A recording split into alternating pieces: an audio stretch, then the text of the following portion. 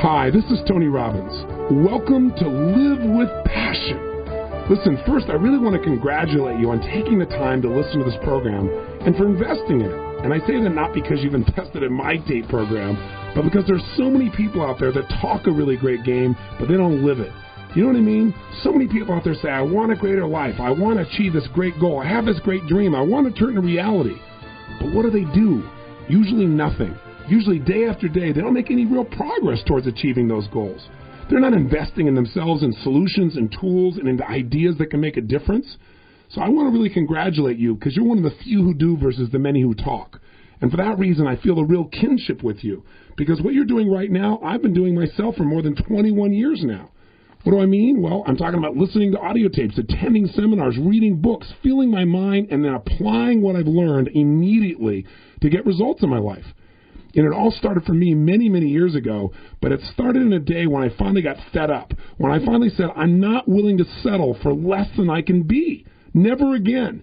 And when I found that internal passion, when I made that shift in my life, I've never looked back since then. And that's why this subject means so much to me and why I'm so thrilled that it means enough for you to take the time to really listen to this audio program. So I want to get started, but before I do, let me also say this. You and I are probably a lot more alike than you realize. I mean, think about it. We're both crazy, outrageous people that are saying, I will not settle for less than I can be or do or feel or experience in my life. I mean, if you think about it, there's really a big difference between just merely achieving your goals and living a life of passion. I mean, where you love your life, where you love your career, you love your family, your friends, the people around you, where you look forward to each and every day. Maybe ultimate passion is when you can get to that point where no matter what happens in your life, even when the biggest challenge happens, even when the greatest injustices occur, you just grab a hold of them and you suck the juice out of that experience. You say to yourself, what can I learn from this? How can I apply this? You find a way to use whatever life gives you to create a life of even greater meaning. Now, by the way, is that what most people do? Well, you and I both know the answer is no. I mean, every day you look around and walk around and you see people around you that look half dead. I mean, it makes me sad. There seems to be no joy in their life. There's no drive in these people. They're kind of just surviving. It's like somewhere along the line they settled for so much less than they could be. And maybe it happened many years ago. Maybe years ago they had great goals and great dreams and a great drive for a life of meaning.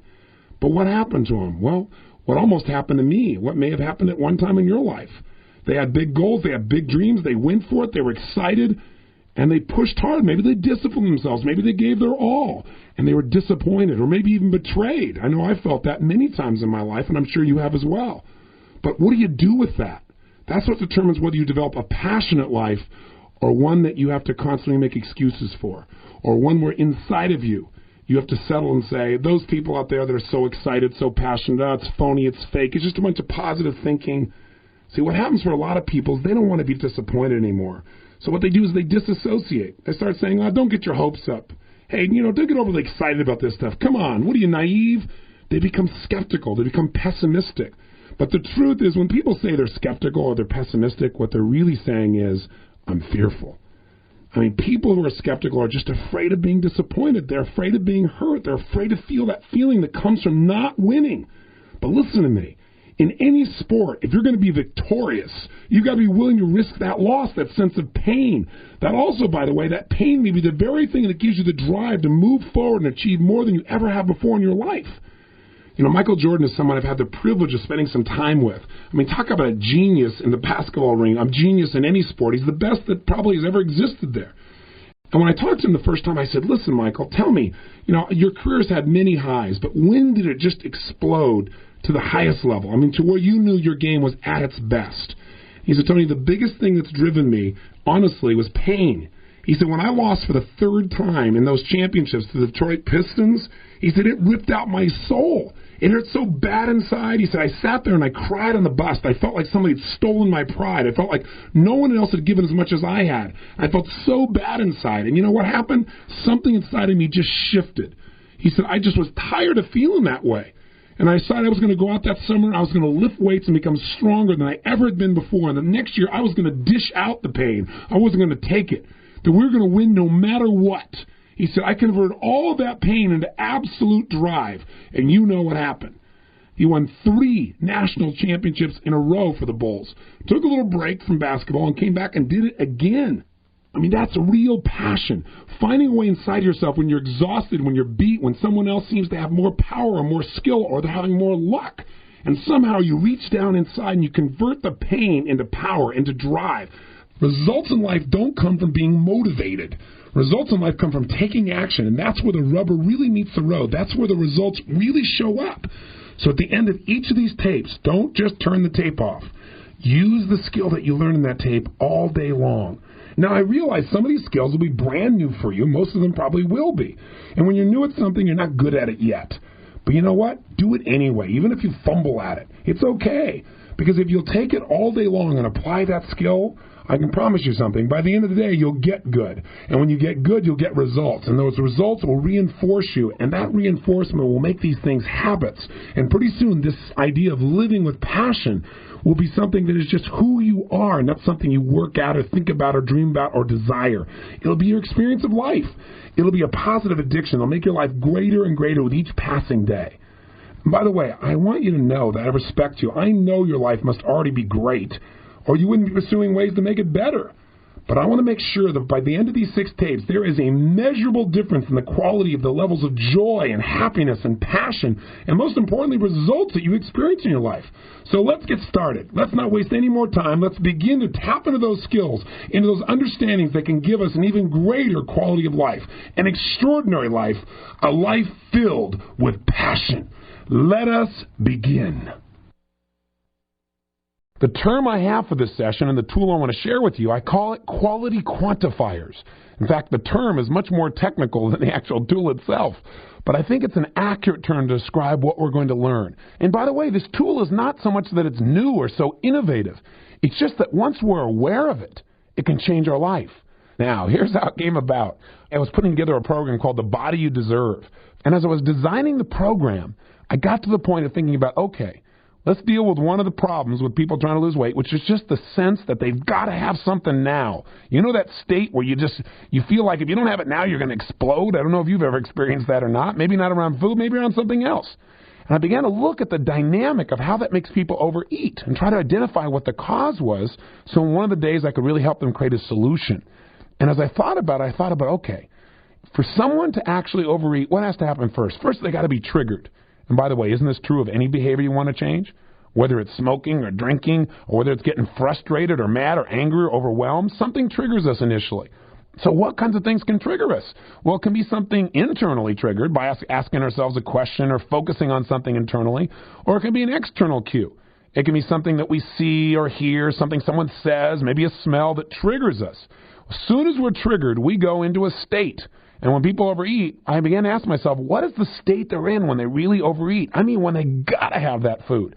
I realized it was a state of tremendous urgency, that the person felt like they got to have it right now. And as I began to explore that, I thought, well, what's creating this state of urgency in people? What's making them have to have that food right now? And I began to realize it was a sense of scarcity. Suddenly this person began to feel if they didn't have something right now, they were going to miss out. They were going to be deprived. They weren't going to have what they really wanted most. And as I began to explore this, I said, okay, well, if somebody gets where they feel like they're missing out, human beings will do almost anything to avoid what? Pain. And missing out, being deprived, is major pain for most people in our culture. In fact, scarcity is what drives so many of our desires in this culture. The more scarce some things are, the more we want them. I mean, that's the challenge. When most people want to lose weight, what do? They try and deprive themselves. They say, I can't have this food that makes me feel good. What we really want is just to change the way we feel. And if someone thinks like they can't have it anymore, that just drives them crazy. It's the very same drive, by the way, that made people come across an ocean, risk their lives to come to the New World, to get something called gold. Why do they want this little pretty metal? Why was it in such demand? Because it was scarce. Scarcity drives human beings crazy, whether it be in diamonds or in relationships. Some people, when they really want to be in a relationship with somebody and they don't think it's possible, boy, they really want to be with this person. They find this drive. They'll do anything. They'll take care of that relationship. They make it the priority. But once they're in the relationship, what happens? For some people, the law of familiarity begins to set in. They start to take for granted what's so close to them. Pretty soon, what they wanted is no longer scarce. They're around this person so much that they begin to take them a little bit for granted. So after a while, we'll see this relationship begin to deteriorate. But you know what's interesting, including in a relationship? If suddenly somebody else gets interested in this person they're in a relationship with, very often the person is no longer so familiar. All of a sudden they're a scarce resource again. All of a sudden the person starts paying attention. It's an interesting dynamic that we human beings have around this thing called scarcity. And boy, if there's any place it shows up, it sure does in food. So I was thinking, all right, how do you do this? How do you turn this around? And I can only tell you my own experience. I can give you an experience of how scarcity was driving my family for a while. One day, our chef came home with a special treat after dinner. It was these fat-free cookies. And they were supposed to have no sugar. And you know what? Most things like that taste like cardboard. But these things were absolutely incredible. We were so excited after we had these cookies that sure enough, I came back into the kitchen about 30 minutes later to have one of these cookies, and the whole box was gone. Everybody had hit the kitchen and wiped the thing out. Well, you can't imagine what that did to my desire for these cookies. All of a sudden, I wanted them more than anything on earth. And I was real frustrated, so I said, hey, tomorrow, go get a couple of boxes of these things. Sure enough, the next day, she came back in. I walked in there. She'd gotten 2 boxes, and they were already empty by the time I got home. I said, I want to make sure I had some of these cookies. Now I can't have them at all. I said, tomorrow, I'll tell you what I want you to do. Get 25 boxes of these cookies. I want you to fill up this entire cupboard, because when I come in here, I want to be able to cookie when I want it. So sure enough, the next day I come in, and there are 23 boxes there. 2 are already gone. But I said, I don't care. At least I got 23 boxes here left. And I went in there and had about a half a box of cookies, maybe 3/4 of a box. But the bottom line is when I was done, I felt satisfied, I thought. Sure enough, the next day I came in, and there were still a few boxes gone, but there's still plenty of cookies in there, so I had a few. By the 3rd day, I had maybe 1. By the 4th day, I was like, there are plenty of cookies here. There'll always be here. You know what's fascinating? I wasn't the only one who behaved differently once there were plenty of cookies. I noticed all of a sudden, a month later, there were still 20 boxes of darn cookies sitting in there. In fact, 2 months later, there was mold growing all over these cookies. No one had ever touched them because there were so many of them. They were so available. They were like sick of them. See, scarcity does interesting things to us, and having a sense of abundance also changes the way we respond to things. Now, you say, well, Tony, what has this got to do with this thing called quality quantifiers? Everything. See, what I was searching for at the time was to give people a tool that would help them to get out of that state of urgency, that state where you're crazy, where you got to have it right now or you're going to go nuts. You know the kind of state I'm talking about, right? And as I began to do that, trying to figure out a tool for it, I thought, you know what? We all create this emotion. We create this feeling of urgency, like I got to do it now, I got to have it now. But we feel like it's something outside of ourselves, something outside of us that's triggering us. And that state of urgency doesn't last forever. So I thought, how could I give people a sense that they're in control of this? So in a moment, if you start to feel that urgency, you could wipe it out. So you could lower its intensity. And by the way, if you think of any behavior that's in your life that you want to change, it always starts out the same way. Something triggers you. You go into a state where you feel like you have to go to the 3rd step, take action. And oftentimes when you're in a state of urgency, you don't think things through. You just immediately act upon it, sometimes in an unconscious way. And by the way, every action you take takes you to the 4th step, which is consequences. And the bottom line is a lot of people have consequences in their life they don't like because they consistently take actions that are inappropriate, and they do that because they're in such a lousy state or because they feel overwhelmed or they feel like they have no choice. So as I began to look for ways to help people break these patterns and to take control, I thought, well, I need to ponder this a bit. So I took a break, and I went over and visited with some friends at their home. And as we're sitting around, I began to describe what I was trying to accomplish. And out of our conversation and my doing a few experiments with their children, I came up with what I first called an urge management tool. And as I expand on it, you'll understand I created it as something we now call the quality quantifier. Now, what the heck did I do? I just basically took food that was nearby. And again, because the focus I had at that time was how to change our state around food. The quality quantifier that you're about to learn about can show you how to change the feeling you have about anything. But the bottom line is I looked around at food and there was some banana bread sitting there on the table. And so I began to ask people, where are you on a scale from, let's say, -10, where this is the most disgusting garbage on earth you would never touch in a million years and make you sick to your stomach, to +10. It's the most desirable, outrageous, delicious food. You got to have it right now, no matter what. I said, where are you? And I asked everybody. So what I got them to do is to quantify their desire. Remember this word, quantify. So I asked them, where is it? What's the level of its appeal for you right now? And most people are in the range of +2 to +7. I said, great. And so I said to each person, what would it take to increase your desire for this banana bread? What would you have to do? If somebody, for example, was at +5, I said, okay, what's it going to take for you to get to +7? So I went to Mom in the group, and I said, all right, Mom, tell me, what would take it to +7 for you? She said, wouldn't take very much. I said, okay, well, like what? She said, all I'd have to do is thinking about what it would feel like as I was chewing it in my mouth. I love the flavor. I said, what would it take for it to be, let's say, +9? She said, add chocolate to it. I said, oh, no, okay. I went to her little daughter, and I said, where are you about it? She goes, well, I'm a +5. And I said, okay, well, what would it take for you to go to +10 immediately with this?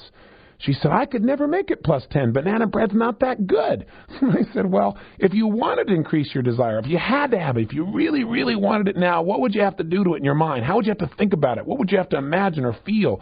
She thought for a little while, and she said, well, I know. If I had green beans with it, then it'd be a +10. I was like, green beans?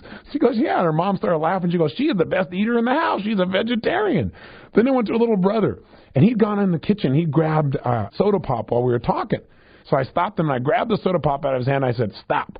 I said, I need your help. Will you help me out here? I said, how much do you want this soda pop right now? You know, on a scale from -10, you know, it's the most disgusting thing. You never touch it in a million years, to +10, you got to have it right now. It's the most incredible soda on earth. Where is it? He said, it's about a 5. And I said, plus or minus? He said, +5. I said, well, make it a 7. You know, make it so you want it even more. He said, I don't know if I can do that. I said, sure you can. Think about it. How would you do that? How would you get yourself to feel that way? And by the way, with each person, I didn't just get them to do this intellectually. I got them to imagine what they said and actually got their emotion to that level of intensity, that level of desire. So I said, get it to 7. He thought for a while, and he said, okay. I said, how'd you do it? I said, are you really there? He said, yeah. He said, well, I thought about what it tastes like if it was really cold. And I said, okay. What would it take for it to be at level 8? He said, level 8. He said, gosh. He said, okay, I'm there. I said, how'd you do it? He said, well, I thought about the fact that, you know, I haven't drunk anything in a while, and I'm getting kind of thirsty. I said, what would it take to get it to level 10? I mean, well, you had to have it right now. And he said, well, gosh, I really don't want it that bad. I said, I know, but if you were going to be there, what would you have to imagine? What would you have to think? What would you have to feel? And he thought for a while, and again, I got him to think of this quality of wanting something that bad, wanting something that much, and then I got him to quantify what would have to happen for him to feel those feelings. He thought for a while, and all of a sudden his eyes got really big. He reached out and he said, I got it. And he reached out and grabbed the drink back out of my hand and started yanking it out, trying to open it. I said, stop. I mean, I wish I hadn't videotaped. It was so cute. I mean, he wanted it right then and there. He was totally associated. I took it back from him. I said, what are you doing? What happened? What'd you do inside your head? He said, I thought about the fact that it's the last one. I thought, interesting. Scarcity again. Scarcity is where we are when we feel like we got to have it right now. And you know what? With almost every person there, to get them to +10, usually it was this tremendous focus on how delicious it was, but also the fact that there wasn't very much of it. Isn't that interesting? So you might say, Tony, so what's the lesson? Make myself scarce so people find me more valuable? No. But be aware that our fear of loss, that's what scarcity really is, right? The fear of loss tends to drive us.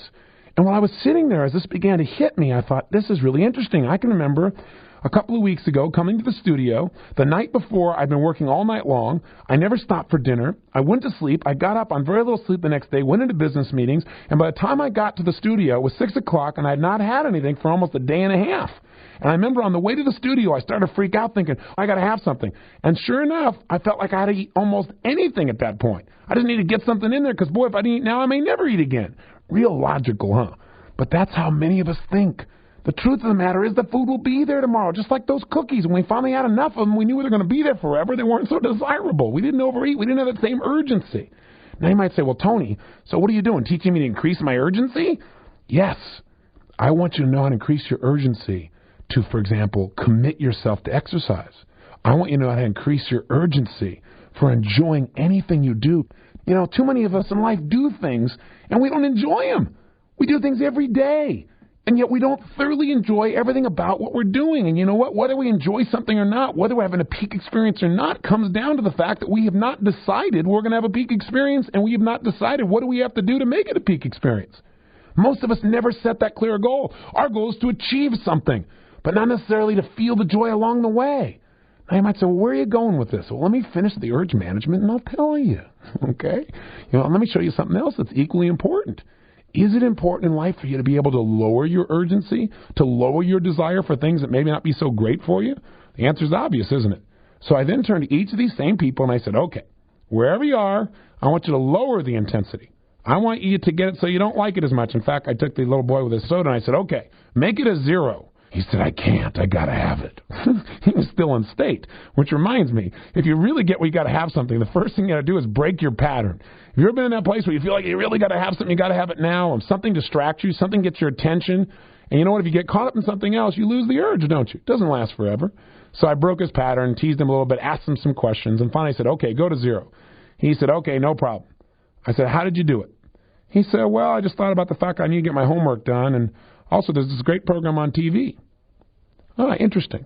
I began to look for patterns. How do we take ourselves from having to have something to changing? One way is to change our focus. Focus on something else. I said, okay, well, now that you're 0, get yourself where you think about the pop again, but you're at -2. I mean, where it's not just neutral. It's like, you don't want it. It just makes you think, this is terrible. I don't want to put this in my body. I don't want this. This wouldn't even taste good. What would it take to get it to -2? He said, oh, I can't do that. These things are too good. You couldn't get it to -2. I said, I know you can't, but if you could, how would you do it? And he thought for a while. I said, come on, you can do it. Sure enough, since I didn't let him off the hook, he came up with a way. He began to think. I said, okay, are you there? And pretty soon he went, yeah, and you could see his face kind of start to frown a little bit. And I said, what'd you do?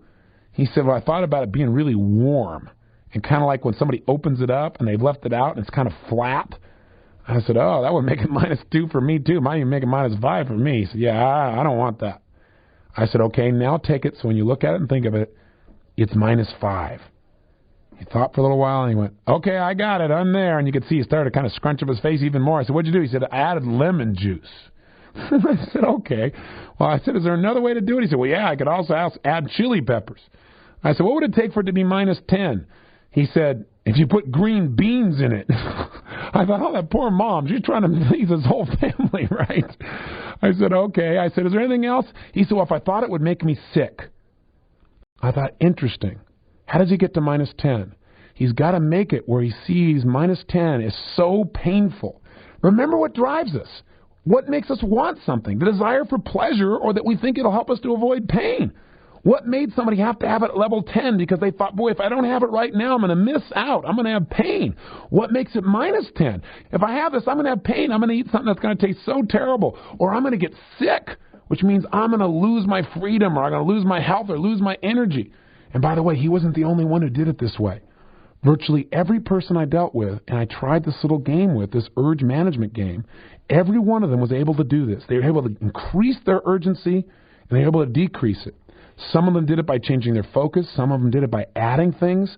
Some of them did it by thinking about what it would mean to eat this food. Some people, for example, when they saw the banana cake, in order to drop it down to -2, they stared at it and noticed the different texture. Or they noticed it was brown and thought they don't like brown. Or they squeezed it and saw some of the fat squeezing out of it. They saw the oil on the paper and began to think about that going in their body and clogging them up. And some of them began to think like, well, it could cause me to have a heart attack.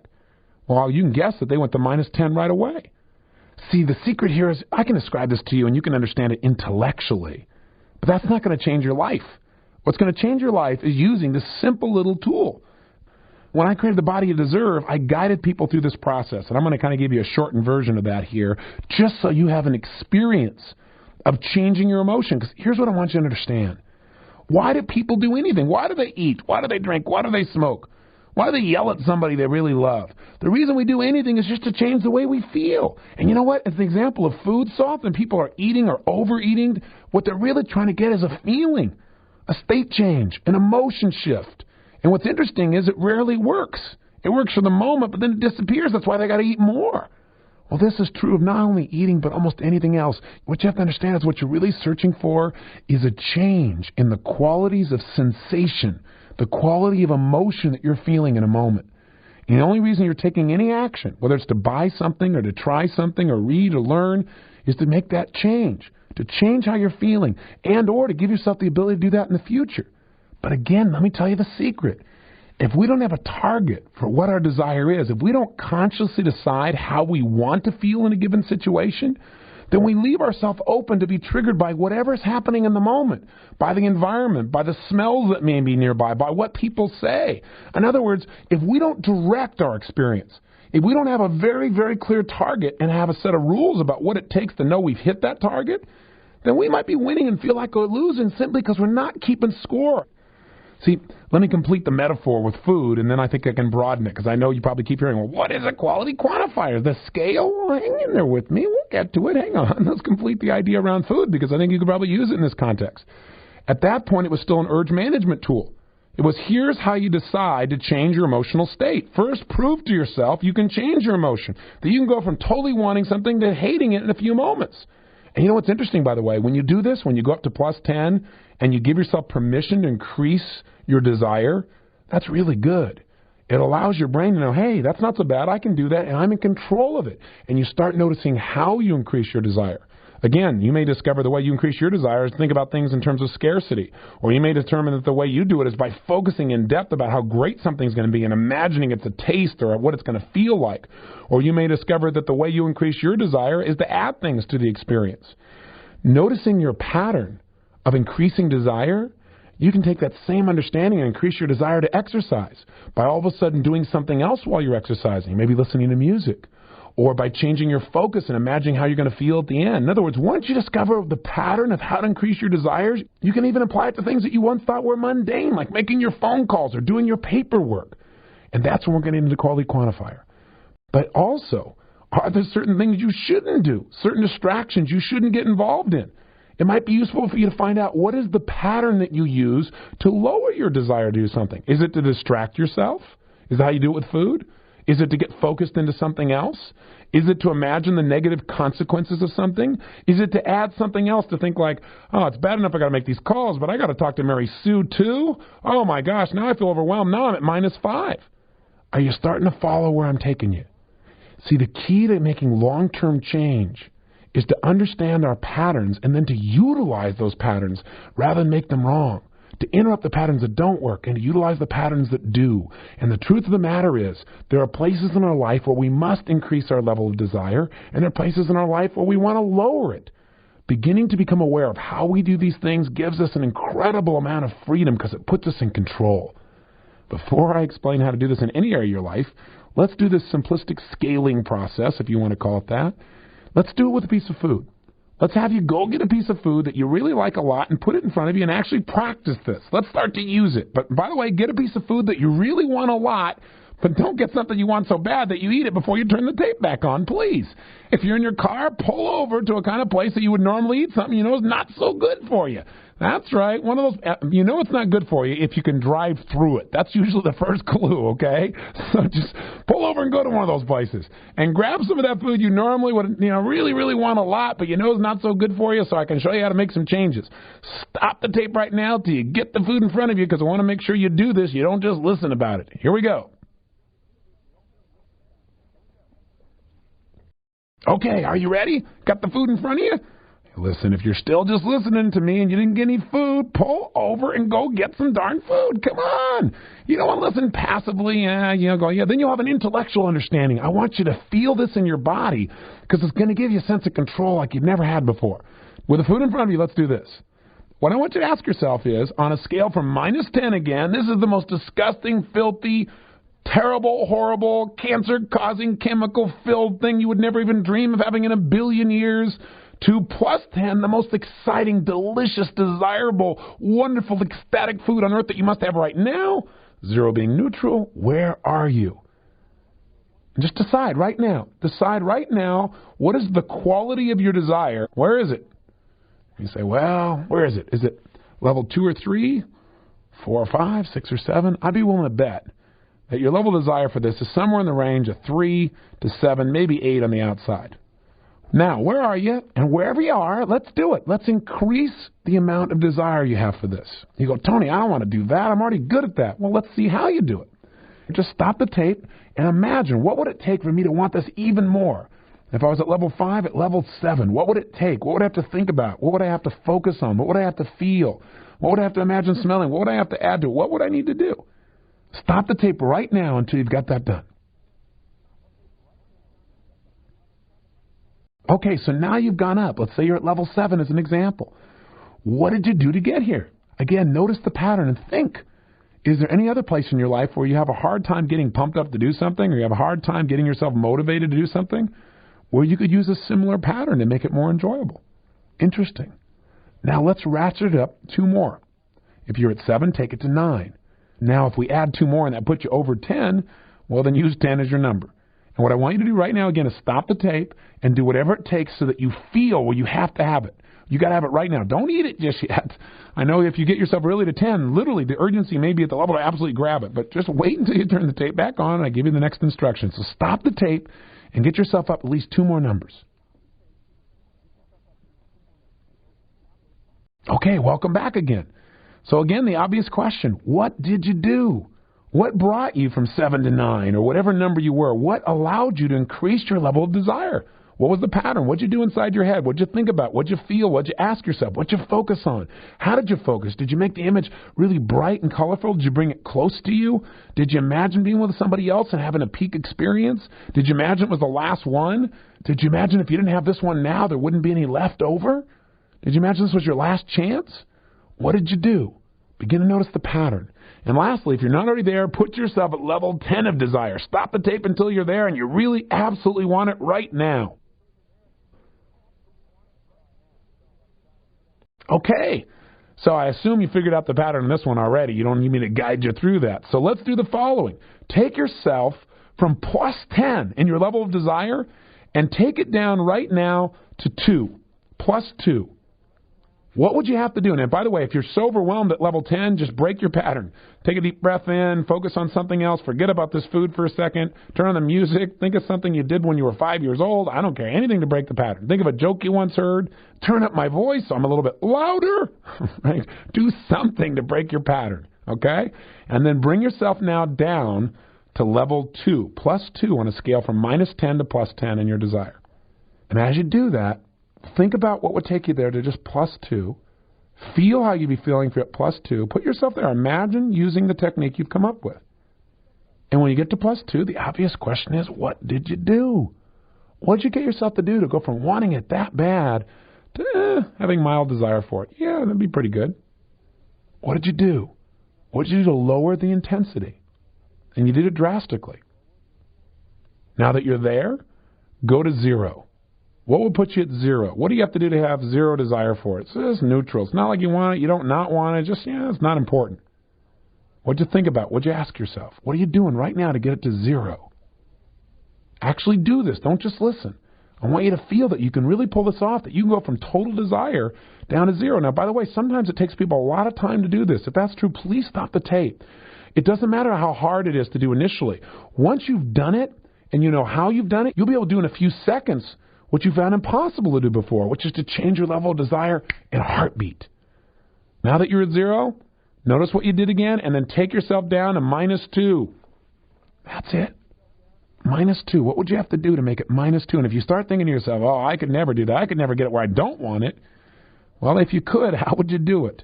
Create the possibility. Dig around. There must be a way. Commit yourself to finding a way to get it to minus 2. Now, what'd you do to get to minus 2? Did you start imagining this having some negative side effect? Did you imagine this particular food in a way that made it smell differently or made it look differently? Did you focus on some element of the food where like grease was or it was unattractive looking if you really paid attention to it? Did you think about, what it might do to keep you from achieving some goals you had? What did you do to make it minus 2? And notice if there's a pattern here that you might be able to use in some other area. Maybe it's being fearful, being angry, or being overwhelmed, or snapping at somebody. Is there a way you could use this same pattern to make those behaviors totally unacceptable to you? Now move it down to minus 5. Go ahead. And if you need to stop the tape, do so. Get it down to minus 5. What would it take for you to just be so disgusted by this that it'd be at minus 5 on a scale from minus 10 to plus 10? 0 is neutral. Minus 5 is you absolutely can't stand this. You would never do it in a million years. Again, what are you doing to get there? Stop the tape until you're there. Fabulous. So what did you do? Again, this can sound redundant. I keep asking the same darn question, but we need to know. And is there a pattern? How did you increase your aversion for this food? How did you make it even more distasteful? How did you make the idea of it even be this negative where you don't even want it? Something that was plus 10 just a little bit ago. Continue with this process. Go to 7 and eventually get yourself to minus 10. And again, stop this tape until you're absolutely minus 10 where you couldn't even imagine putting in your body in a million years. It was just absolutely the most horrible thing you could possibly imagine. What would you have to add to it? What would you have to imagine? What would you have to believe about this food? And what it would mean to consume this food for you to be having it at minus 10. And again, this may be such a foreign idea. It's very difficult at first to get to, but work at it. The ability to get yourself there, everyone has it. Do it right now and turn the tape back on once you've gotten to minus 10. All right, you've done it. You're at minus 10. That's great. And this is something you used to absolutely have to have. Used to was like about 2 minutes ago. Right? Now you're at minus 10. How did you accomplish that? My guess is that you either added something to it that would smell so bad or think so bad, or the mixture of the two is so horrible. Like a lady who liked chocolate, then she took clam juice and mixed it in there in her mind. Just the thought of that process did it to her. One woman, for example, thought about the fact that if she ate a particular food, her husband wouldn't get to have it. And for her, that would mean not loving him. It would be like the loss of love. People do weird things to this. Lots of people make it so they think of it like a poison, or they think it's going to cause them to clog their system with fat or develop a heart attack or a stroke. If somebody starts to think that this is something that is poisonous, whether there's a loss of health, a loss of freedom, a loss of energy, a loss of love, total loss of enjoyment, such physical distaste that it just made them want to vomit, anything like that, of course, people do at minus 10. And there are lots of ways to get there. Now, here's the key. You can go to any level of desire you want with this food now.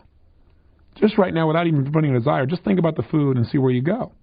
Having gone to minus 10 and plus 10, what most people do, most people can find themselves in a positive range of 2 to 5 usually, but not much higher than that. Even if they are higher, they know they can go down immediately. If you've actually done it, and I sure hope you have, then you've experienced how quickly we can change the quality of our experience just by making a decision at what level of quality we want to have. That seems technical in language, but let me clarify again. What you did is you set a target of quality of feeling, a quality of sensations you wanted. And then you quantified. Now, what does the word quantify mean? Well, part of the definition of quantifying is to measure something, to make explicit what it would take to do there. So you quantified. You said, okay, I want to have a level 7 experience. You gave it a numerical rating. And that level 7 represented a certain amount of quality of feeling you wanted to have about that food, right? Whether that feeling was something of being turned off to it or being turned on. But also part of quantifying or measuring is making explicit what would you have to do for you to feel this way. That's what a quality quantifier is. Now, again, this sounds technical. You don't have to understand the exact words. Just give it a label, and let's discover what I'm really talking about by using it in another context. Here's what happened. After I started doing this with people, it was magical. First of all, I loved it. I started out just calling it my urge management tool. Hey, I can change my urges in a minute. Give me a piece of food. It was fun. Let me run it at the flagpole of desire. Let me run it down into the dirt. I don't want it at all. It felt so good to be totally in control and to show other people how to do it. And it was so interesting. At every dinner I was at, I was showing people how to do this, and people kind of go into trance and go, wow, that's really great. I can feel the difference in my body right here and now. So then I got so excited about it, I said, okay, how do I generalize this? Is there another area besides food where I can use this urge management tool? Maybe it's more than just urge management. So I thought, well, I'm using this scaling system. What is it about that works? And then I got it. And it's like the bulbs flashing off of my head. Listen, the number one way to increase the quality of your life is to raise your standards. See, that's how life changes. If you've listened to me before, you know I've talked many times about the 3 things that change your life long term, not just for the moment. Number 1 is raise your standards. Raise what you demand from yourself. Raise what is a must for you. None of us get our shoulds. We should lose weight. We shouldn't eat certain things. We should be happier. We should have more fun. We don't really do it. We just should all over ourselves, right? But we always get what we must have.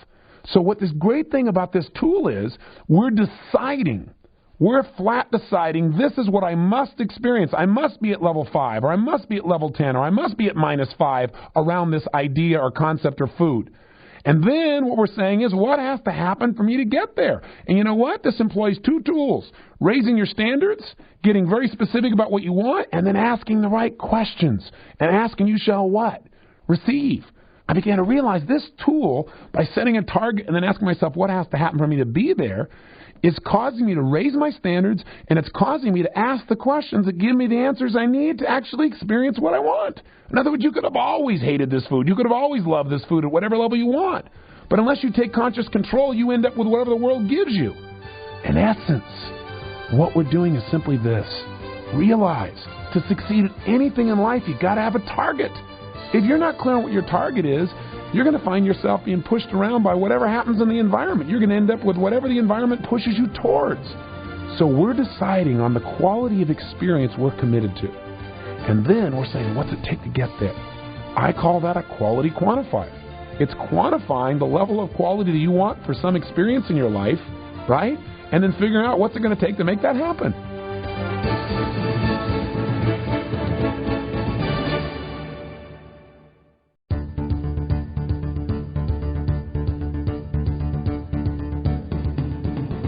If you want to achieve mastery in anything, you've got to know precisely what you want and what must happen for you to achieve it. I mean, that's simple, right?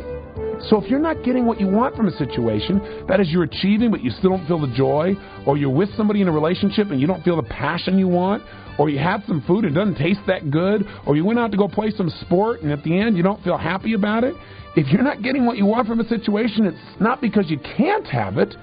It's because you haven't used a quality quantifier. You haven't asked yourself, number one, what is the quality of experience that I want to have in this situation? On a scale from 0 to 10, what do I want to experience? And how would I describe that emotionally? I want this to be a level 10 experience. What's that like? And then secondly, what has to happen in order for me to feel this way? What conditions must I create in myself and in my environment to have this be a level 10 experience, if that's what you're pursuing or whatever you're pursuing? I don't know about you, but I'm not willing to settle for less than level 10 in most experiences of my life.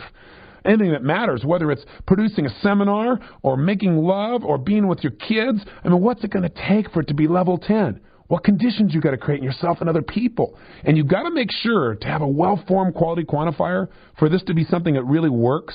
Let me give you a little caveat. Make sure a well-formed quality quantifier is always based on conditions that you can control. See, I may not be able to control. If I say, for me to have a level 10 experience tomorrow, the temperature has to be exactly 78 degrees. Well, then I'm in deep stuff because I can't control that. Or I could say, for me to have a level 10 experience tomorrow, I have to make sure that throughout the day I stop, pause, and think about what I'm really grateful for. Or I have to notice the progress we've already made on this business project. Or I have to connect with my kids and tell them I love them. These are things I can control. Therefore, I know that I'm going to have that level of experience tomorrow. Are you following me? I know this may sound esoteric at first, but once you do it a few times, it's not. Let me give you a couple examples rather than just technical words, and I think you'll be able to follow what I'm saying. One of the first places I began to use this tool was when I got to Mastery. Because when I got to Mastery, for me, traditionally, the Mastery program is absolutely the finest thing I do on earth. Best program I do. I get to be with people for 9 days and give them every ounce of me and get to know them personally. But also, I found in the past it was stressful. When it was called certification, it was 14 days. It's like I loved it when it was over, and then I got to sit down and enjoy it. And I thought, wait a second. This time, I'm going to decide to not only make sure everybody else has a level 20 experience, which is the standard I hold myself to. I try to figure out how to drive people crazy with joy and passion, excitement, give them experience they'll never forget for the rest of their life. And it works. But I realized I don't set that standard for myself until it's over. It's like I don't matter till it's over. When it's over, I get to have my level 20 experience looking back at what I've created for everybody. And it's true, I enjoyed it along the way, but there was usually a lot of stress. So I said, you know what? I need to set a higher standard. I need to raise my standard by using this quality quantifier. So I asked myself, what would it take for me to have a level 10 experience while I'm working so hard to make sure everyone else gets to have their level 10 or 20 experience? And I thought, you know what? I've never asked that question before. I've never set a standard for the amount of enjoyment, the quality of enjoyment I'm going to get from this experience while it's happening.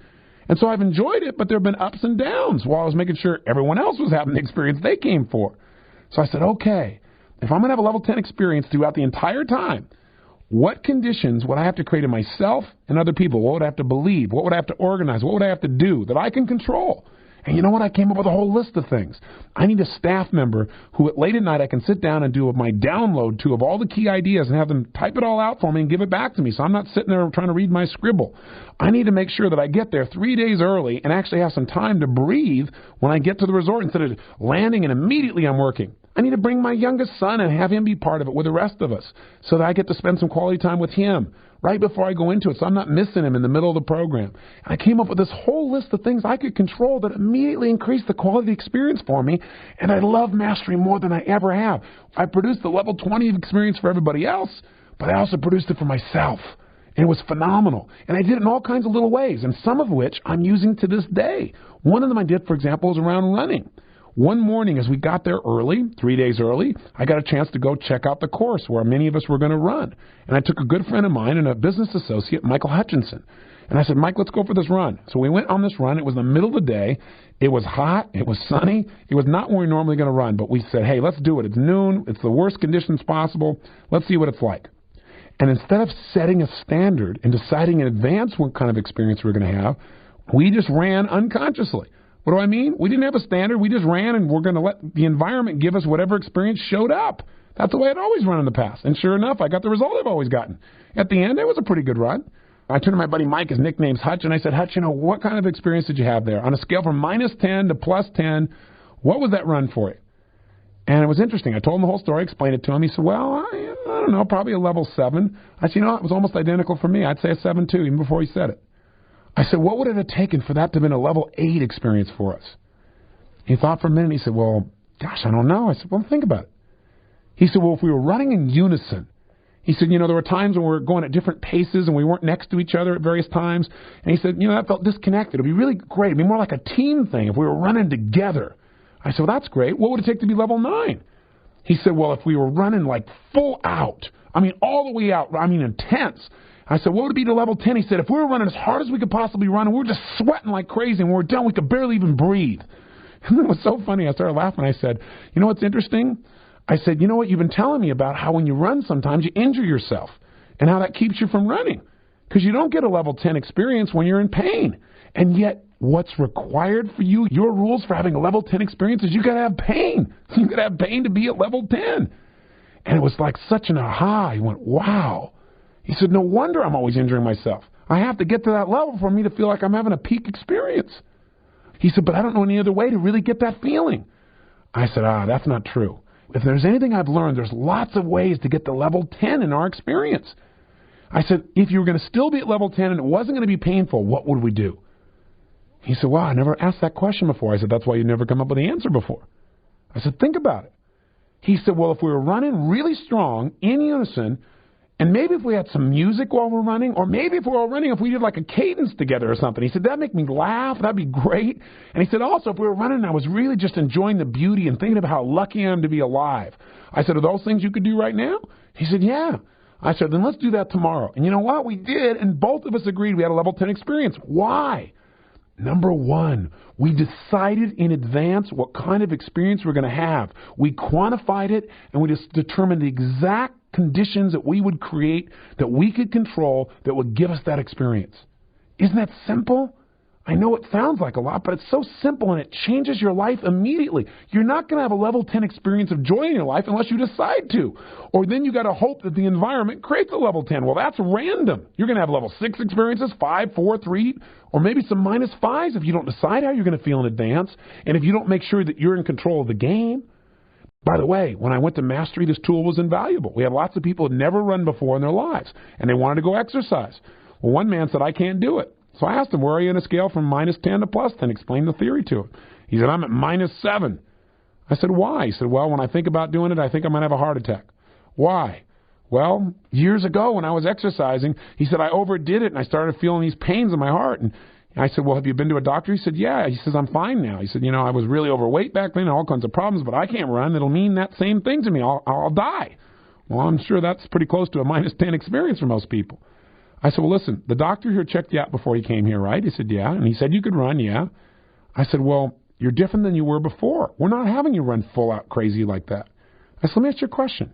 I said, if your doctor says okay, and you really wanted this to be a +10 experience, how would that happen? I said, don't go to +10. That's too big a jump. What would it take to take it from -7 to at least a +4 experience? And he thought about it, and he came up with some things. And I said, then +7. And gradually, we got him to +10. He went out the next day, and he came in, and a couple people asked him, he said, what kind of experience do you have? He said, +13. He said, I surpassed what I want to do. I love this. Most fun I've ever had in my life because I figured out what it would take to win the game before I started. Doesn't that make sense? We all deserve to do that. And I want to point out something else that's really important here. And that is, it's important not only you have a level 10 experience, but the people you work with ideally, so that you don't just feel really good and everybody else around you is bummed out. So I'll give you an example. When we went to Mastery, we're doing it at the Hyatt Waikoloa, $750 million resort on the Big Island of Hawaii. Phenomenal place. We've been there twice before, and the hotel really loves us. We bring them a lot of business, but also our people really take good care of them and vice versa. So we've enjoyed being there. But one of the things that makes us successful is we always do a pre-convention meeting where we bring in all the top executives from the Hyatt, all the managers, and we sit down and try and describe to them, okay, this is what we're going to do this year. This is who's going to be here. These are what are some of their special needs and desires are. How can we work together? What are some of the synergies we can create? And it's helped a lot. But you know what's interesting? There have always been a few people, anytime you get this many involved, who have expectations that can't be met. In other words, what it's going to take for us to have a level 10 experience might be different than what they need for a level 10 experience. How do you work that out? Well, what I did is I explained this whole idea of quality quantifiers.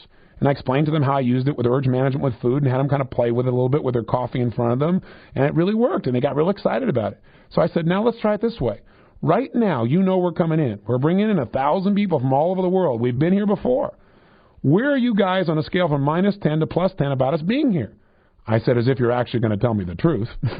I said, but seriously, tell me. And I made them laugh a little bit. And I said, let's go around the room. And I went to each manager, each executive. And the room was filled with about, 60, 70, 75 people. So we went around the room and I said, where are you? Tell us your name. Tell us what your job function is and tell us where you are. A bunch of people started saying, well, I'm at 10. We're at 10 plus. We're at 20 with you guys. Some of them were sincere. Some weren't quite as congruent. So I said, stop. I said, listen, I don't mind you guys being at -5 about us being here because I want to know that now so I can figure out what does it take for us to have a 10 experience for you. Because I don't want you just to meet our needs. I want this to be mutual. So one person I knew we were going to have a challenge with is we got to the chef. And the poor chef, whenever we come to a seminar, our timelines tend to change drastically during the midst of the seminar because we might be getting hot onto a topic or some interruption happens or we decide to do something spontaneously and it screws up the chef's entire schedule and he's trying to cook for 1,000 people. So I got to him, and I smiled, and I said, where are you on a scale from -10 to +10? He said, honestly, and I forget what number he said, but it was something like a 3. And I said, well, what's it going to take for you to be at a +10? He said, for all the meals to start exactly at the time we agreed to initially. Now, the problem with that is that doesn't allow me to create a +10 for somebody in the environment because part of what makes it powerful is the spontaneity that we create inside the seminar.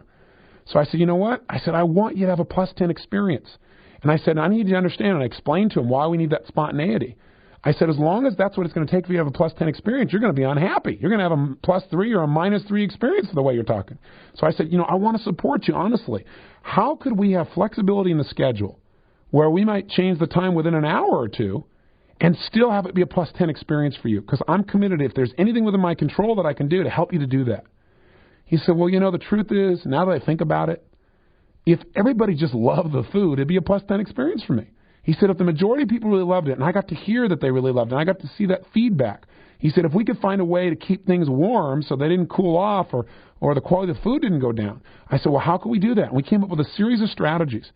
One of the things that made me most happy out of the whole training was not only did we give the level 10 experience to the people who came to the seminar, but I got to see the chef on the last day just as I was leaving, and he came up and gave me this big hug. And he said, level 10 and above, with a big smile. I said, really? He said, absolutely. He said, it really worked. See, I think it's really important in life that we don't just think of how do we get a level 10 experience out of something, but we got to remember the importance of synergy. We've got to understand that how other people feel is important too. If you can't make yourself have a level 10 experience, you sure as heck can't help somebody else. And you can't be responsible for everybody else, but you can sure help. So this tool that I'm sharing with you, I hope you'll use it not just on yourself, but maybe you can help somebody else. Maybe you can find somebody who's having a tough experience and say, hey, what would it take for this to be level 10? And their first reaction might be nothing. Or, well, everything has to be perfect. Say, well, what if it wasn't perfect? There's another way to get to level 10. How would you do it? Or at least a 9 or an 8, or just increase them from where they are. It's so valuable to ask somebody, where are you on a scale from 0 to 10?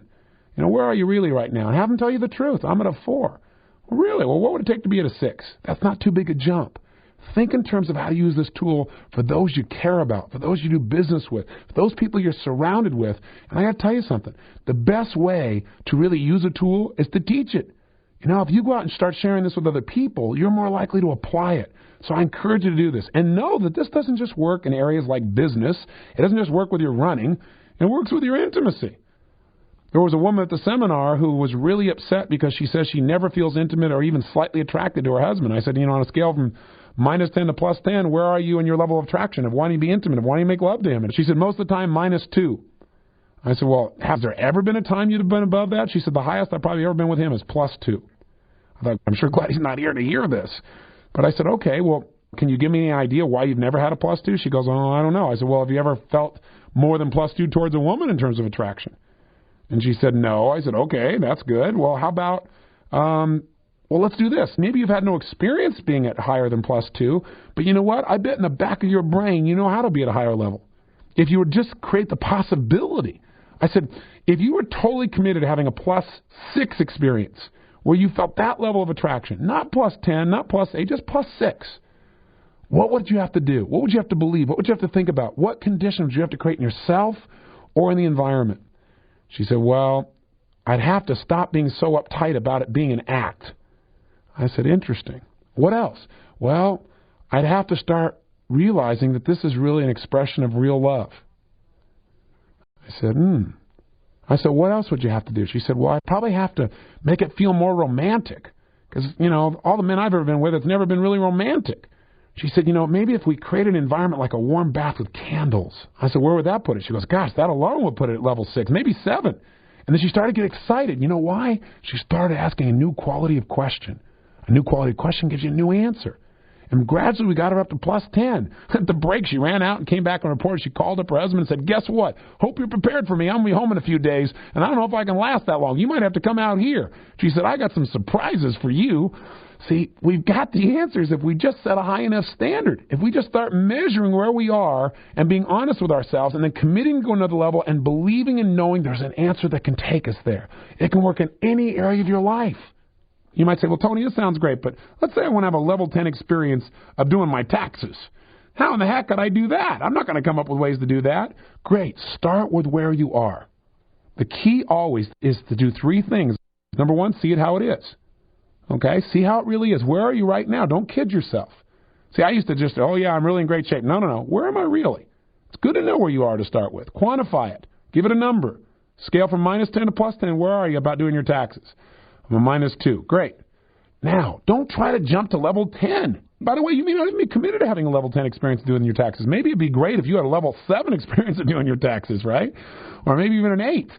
So then ask yourself, okay, what am I committed to having? And then graduate it. Say, okay, if I was going to go from -10 to at least neutral, what would I have to believe? What would I have to do? What environment, what conditions would I have to create inside myself in terms of my beliefs? What I'd be saying to myself, what I'd be focused on, how I'd be sitting, where I'd be doing it? Would I need to get somebody to help me? What would I have to believe about this process? What would I have to do in the environment itself so I would enjoy it? Then say, okay, what would I take to be at +2? And you know what you just got to understand, what you got to trust is I can talk to you about this all day long. I can keep giving example after example, but the truth is the way you're going to know this works is by doing it. So if you did the exercise earlier, it worked with changing your level of desire. You can do this in any environment. Ask and you shall receive. If you set the standard and ask the question, you'll get the answer. But demand the answer. Don't give up too soon. That's the key here. By the way, you've been doing this throughout your life. You just haven't been doing it consciously. Again, it's just like questions. It's just like transformational vocabulary. There have been times in your life when you've had a great experience. You just didn't ask yourself what made it so great. Here's something I normally hate, and one time I enjoyed it. I went out and exercised, and I turned music on. Wow! I learned something. Turning music on makes it better. Well, guess what? You now have another tool. You have a way to increase the quality of your experience. While you're running, you get to listen to this music. That's pretty simple. If you start thinking in terms of how do I increase the quality of my life and measuring it, the more you measure something, the more conscious you are about it, the better it gets. And by measuring it more often, you're raising your standards, and you're making having a quality experience not a should, but a must. And that's so valuable. But you know what's most important out of this? Is for you to realize that no matter what you're partaking in life, what experience you're taking part in, even those things you once thought were horrible, you can change the quality of your experience. You can't always change what you have to do, right? You still got to do your taxes. You still got to make the calls, right? You still got to sometimes spend time with somebody that used to annoy you, And you can just go do that and not enjoy yourself like most people in life, or you can have a greater quality of life by deciding that in this situation, I'm going to have X experience, I'm going to level 10 experience, whatever it is, and in order to do that, I got to get curious about this person. And in order to do this, I'm going to do my paperwork in my jacuzzi. And in order to do this, I'm going to do X, Y, Z. Are you following me here? It's so important to know that no matter what you do, if you're picking up trash, you can enjoy it. Because a lot of life requires we do things maybe we're not so thrilled about initially. But we can still have that joy. And I think part of that belief for me comes out of a reference experience I had. I wasn't doing it consciously. Many years ago, I had some partners in a business, and they got very involved with a particular philosophy. And this philosophy involved a guru that they were following. Well, I was real turned off by this, to say the least. And I was even more turned off when my partners, who were doing seminars with me at the time, started putting some of this Eastern philosophy into our seminars. So I was a little concerned. Every time they go off and go and do one of these retreats, quote unquote, they came back, in my opinion, in those days, more screwed up. So I was real concerned when they said they were going to go to India. So to protect my interests, I decided to fly with them so I could keep an eye on them, make sure they didn't lose it and go off into guru land. Well, long story short, we get to India. Unbelievable flight. We go through Bombay, one of the dirtiest cities on earth, and I'm like, oh my gosh, what am I doing here? And then we go out all these hours and hours and hours to this little village where they have this ashram. I immediately find housing outside the ashram. And sure enough, though, every morning I got to go have breakfast. So I go over to the ashram to have my breakfast. And I'm avoiding being around because I don't want to be in this environment. And I also know that there's this thing that everybody's supposed to do at the ashram called seva, which means work for the guru. Basically, it means work for free. I figured seva means you save a lot of money by having a lot of people do the seva stuff, right?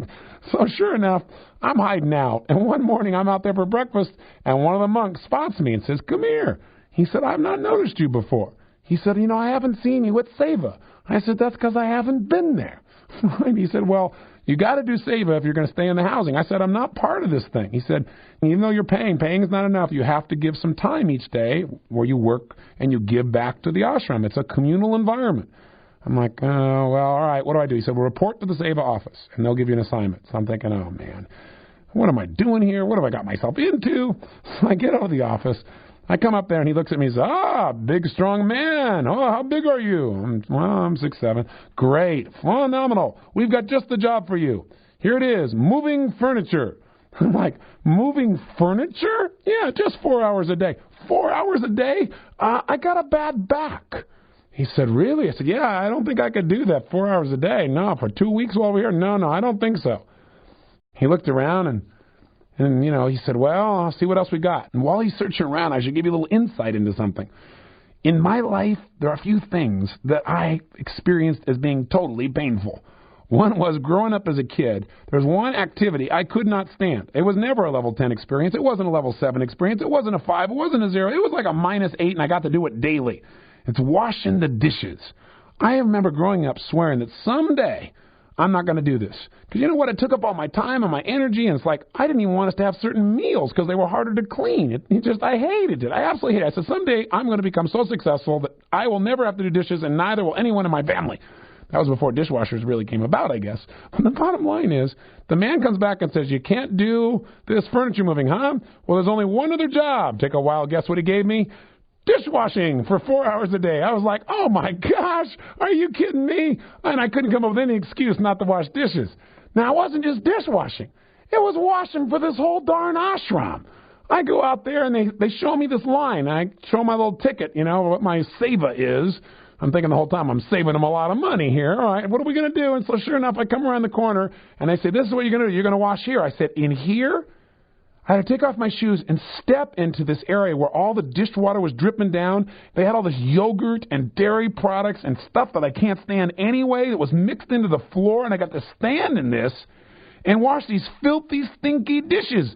Hundreds and hundreds of them for hours. I was so mad I couldn't see straight. I'm sitting here scrubbing the dish, and I was like taking 20 minutes each dish, just cursing in my head and thinking, what am I doing here? I might come all the way to India. I'm stuck here. I keep these low ceilings keep smacking me in the head, and there's lizards, and it's dirty, and it's ugly, and I'm washing dishes? I was just about to have it. And I went on and on like this for a good hour, maybe hour and a half, before finally my brain just got tired of feeling so rotten. So I thought, well, if I'm here, and I'm stuck doing this thing, and I've been doing this for hours, I can't do this for 2 more weeks like this. I got to find some way to enjoy myself. So I thought, well, what do I love in life? I love being the best at whatever I do. So I didn't say to myself, okay, Tony, use a quality quantifier. Ask yourself, on a scale from -10 to +10, where are you committed to being? Oh, I'm committed to being at +10. Okay, what conditions must you create within yourself and the environment in order to have this be a +10 experience, and then do it now? I didn't do all that. I just was in desperate need. So I just went, what do I do to enjoy myself? So I said, all right, what I'm going to do here is real simple. I'm going to enjoy myself by being the best darn dishwasher you ever did see. So all of a sudden I started speeding up and washing really great, really great. And the guys next to me were going slow. I said, come on, guys, come on, let's do this. We got to make this the best dishwashing experience ever. And I went on and on and on for hours. And I started laughing and teasing and speeding the group up and having fun and being playful. I even stepped down on the yogurt real hard and watched it squish all over the place. I mean, I found ways to enjoy things that I was disgusted with just because I decided to. That was it. I decided to. That is power. I didn't know what I was doing, but it worked. By about the third or fourth day, I was like, I'd wake up in the morning, look forward to it. Oh, boy, I get to wash dishes today. And I got to tell you something. So many times in life, I hear people tell me, well, gosh, if only this and this and this would happen, then I could enjoy my life. Or if I could just do this with my kids, then I'd be happy. Or if I didn't have to do this at work, then I'd really enjoy work. Let me let you in on a clue. In life, lots of things you don't just naturally enjoy, but you could if you decided to and committed to. And you found a way to find value. If you were committed to finding value, if you're committed to find joy, you can find it in anything. I learned that the hard way that turned out to be the easy way. Because I took that lesson and I applied it to my businesses when I came back home. I applied it to my ability to learn.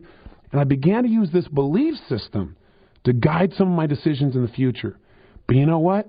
It's just like asking the right question once in a while. Or using the words that intensify your positive feelings once in a while.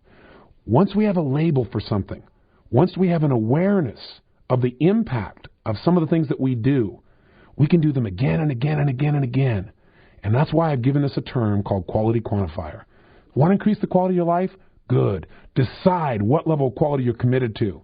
2, decide what's it going to take. What must you do in your beliefs, in your emotions, in your focus, and what you notice in the environment? What must you create so that you absolutely experience that?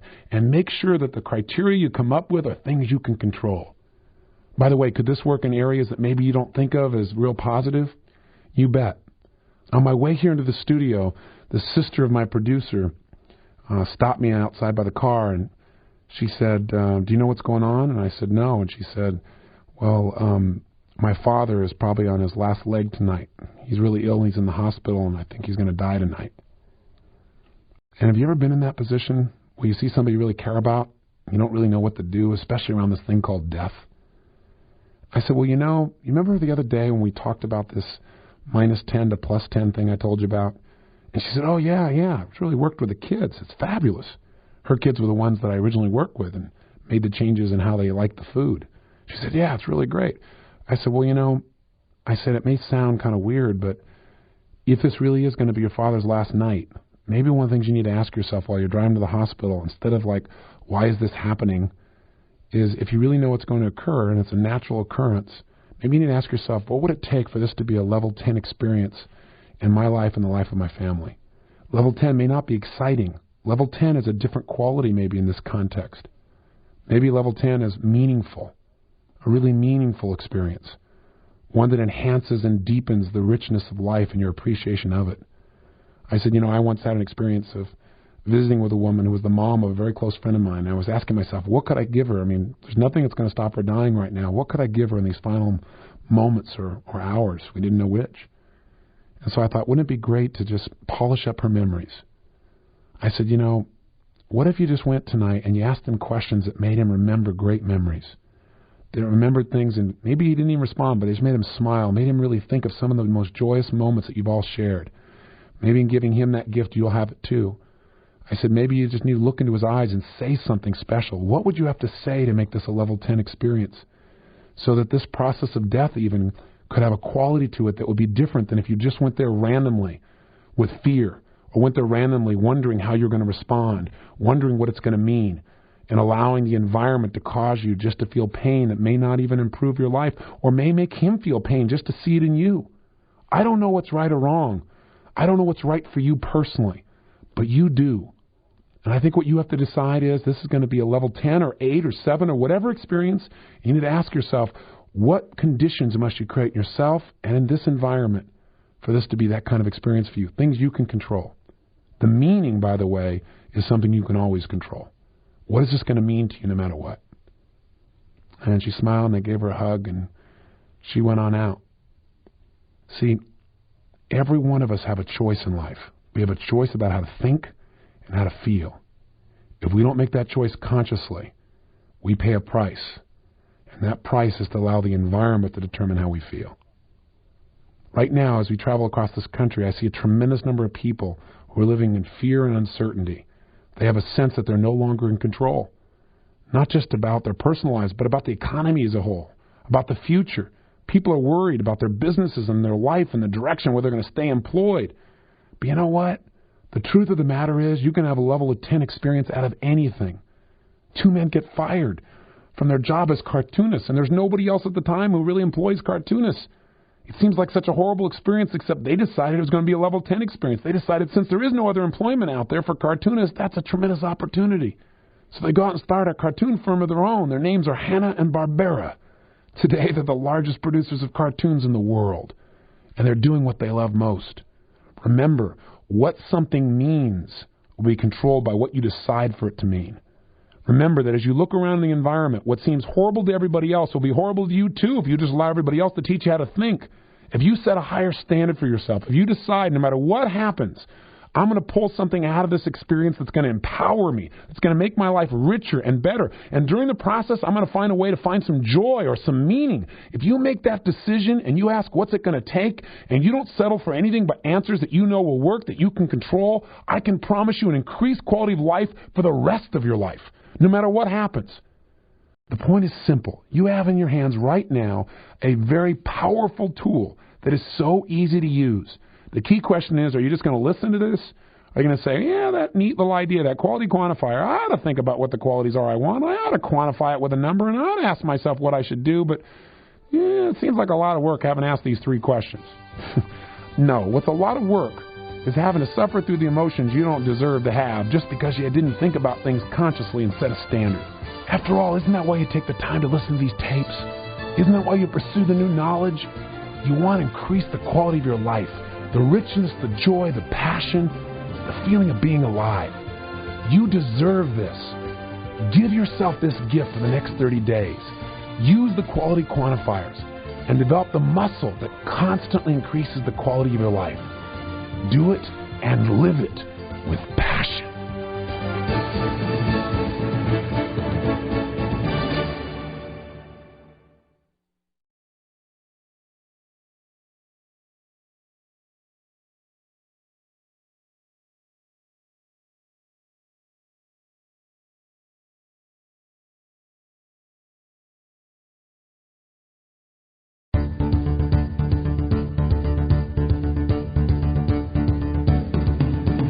I want to talk to you about the power of the human paradox known as certainty. This emotion, that the use of which can absolutely guarantee that you will utilize what you know to the fullest extent, and the lack of its use can virtually guarantee that you cannot achieve anything that you have the capability of creating in your life. The paradox, however, is too much of it in the wrong places at the wrong times can virtually seal your fate. This process can ensure your failure or success could have been certain. You see, all human progress comes from consistent and committed action, from decisive action. And yet, there's a factor that we owe that power to. It's the power to deal with obstacles, to break through fears. That's the emotion of certainty. And we all know what it's like to be uncertain, to be fearful, to be unsure. We know what that does to us. It causes us to question, to doubt, to worry, to hold back, to be immobilized.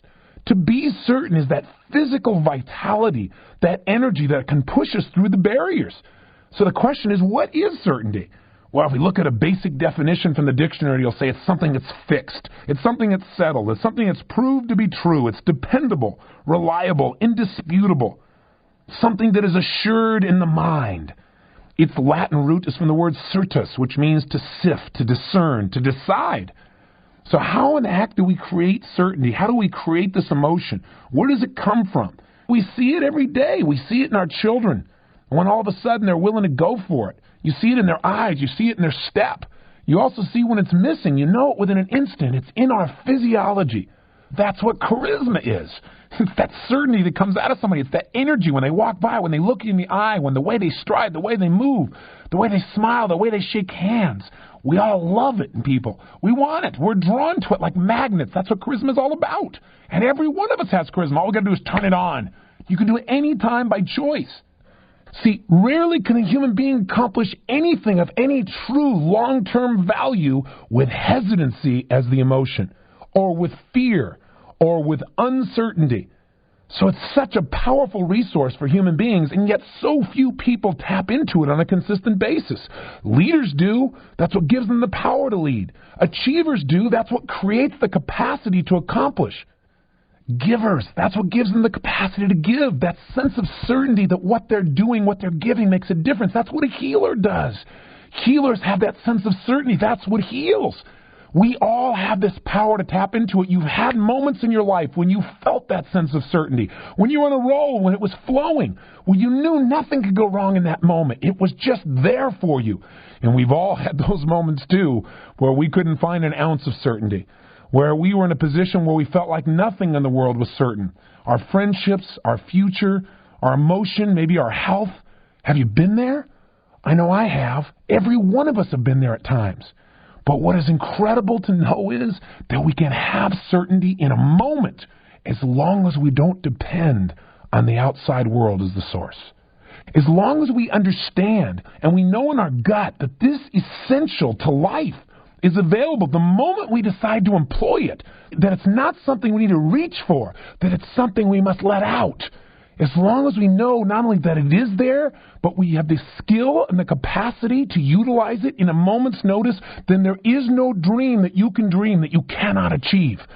I've watched people transform, and in that same week, I've seen people who months ago were on a major roll and now have begun to deteriorate in their level of certainty, of faith, of power, of focus. You know, it's interesting. It's all a choice. One of the many great joys I had was to get a phone call from a friend of mine named Jeff Arch. What he always wanted to do was to write movies, but he just didn't feel, what would you guess? That's right, certain enough to really give expression to that dream, to really live it. He sure felt certain about his ability to move his body. You know why? Because he's done that a million times. And what he was doing was wonderful as a martial arts instructor, but it wasn't his real dream. And so many of us settle for something less than we can be just because we don't employ this emotional muscle called certainty when we really need it. Well, you know what? On that day, we had a great conversation, and we helped him to expand that emotional certainty. And he went back and started using that muscle, using it on a daily basis, and writing his tail off. He was not supposed to succeed. In fact, everybody gave him a great sense of, what would you guess? Certainty that everybody's a writer. Everybody says they're going to write a hit movie in Hollywood, and nobody ever does. It's like 0.1%. It's absurd. It's never going to happen. Fortunately, his certainty was generated internally, not based upon what had happened before him, other people's failures, other people's ideas, or what the experts had to say. He stuck with it. His certainty in his mind created external reality. Sleepless in Seattle, phenomenal hit. The reaction was incredible. He said, Tony, it was so amazing. You know, we talked about this stuff, and I told you I keep visualizing. I kept picturing in my head how there's going to be lines around the block. He said, but I didn't think that would be that way for the screening. He said, I pulled up, and there it was, lines around the block. And he said, here are all these executives, and they're smiling, and people are clapping, and they're crying. He said, it was so phenomenal. And you know what's neat? He hasn't just got like a one hit. He's now one of the hottest writers in Hollywood, all based on his ability to generate certainty. He's got films in production now with Ron Howard as the director of one film. He's got Barry Levinson that he's working with in another one, and Penny Marshall in another one. He's got things in production with virtually every studio in Hollywood. How did he do this? How do you go from a guy who supposedly has no future to making it happen? You employ the power of certainty. You say, Tony, no, I'm a little interested. You've tested me. You give me a good story. You tell me all these great people. All right, get out to the chase. How do I do this? Good question. Glad you asked. Certainty is a physiology. Now, most of us think we have to have something happen before we can create that certainty.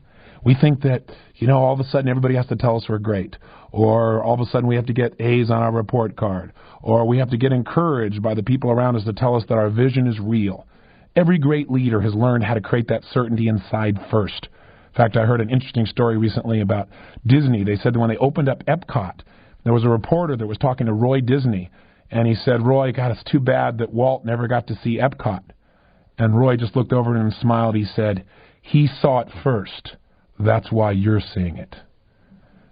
That process of creating in your mind what you want to see in the world, and not just doing it where you say, well, that would be nice, where it becomes a magnificent obsession, where you feel there is not one sense of doubt within you that what you have thought, what you have decided, what you have resolved will become real.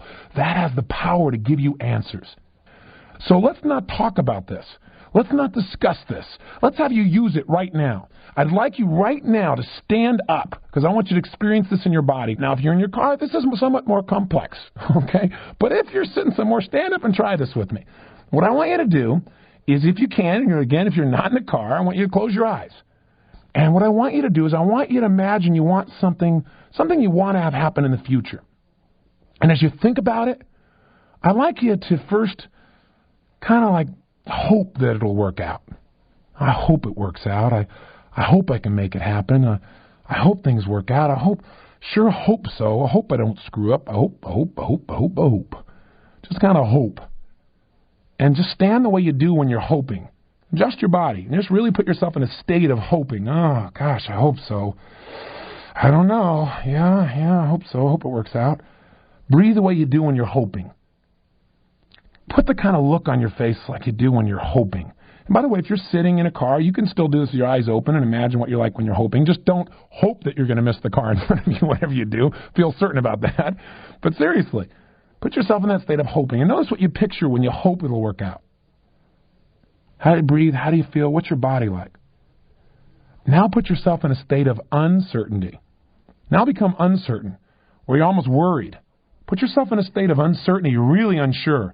You don't know. Maybe a little tinge of worry there. Stand the way you do when you're a little bit worried, a little uncertain.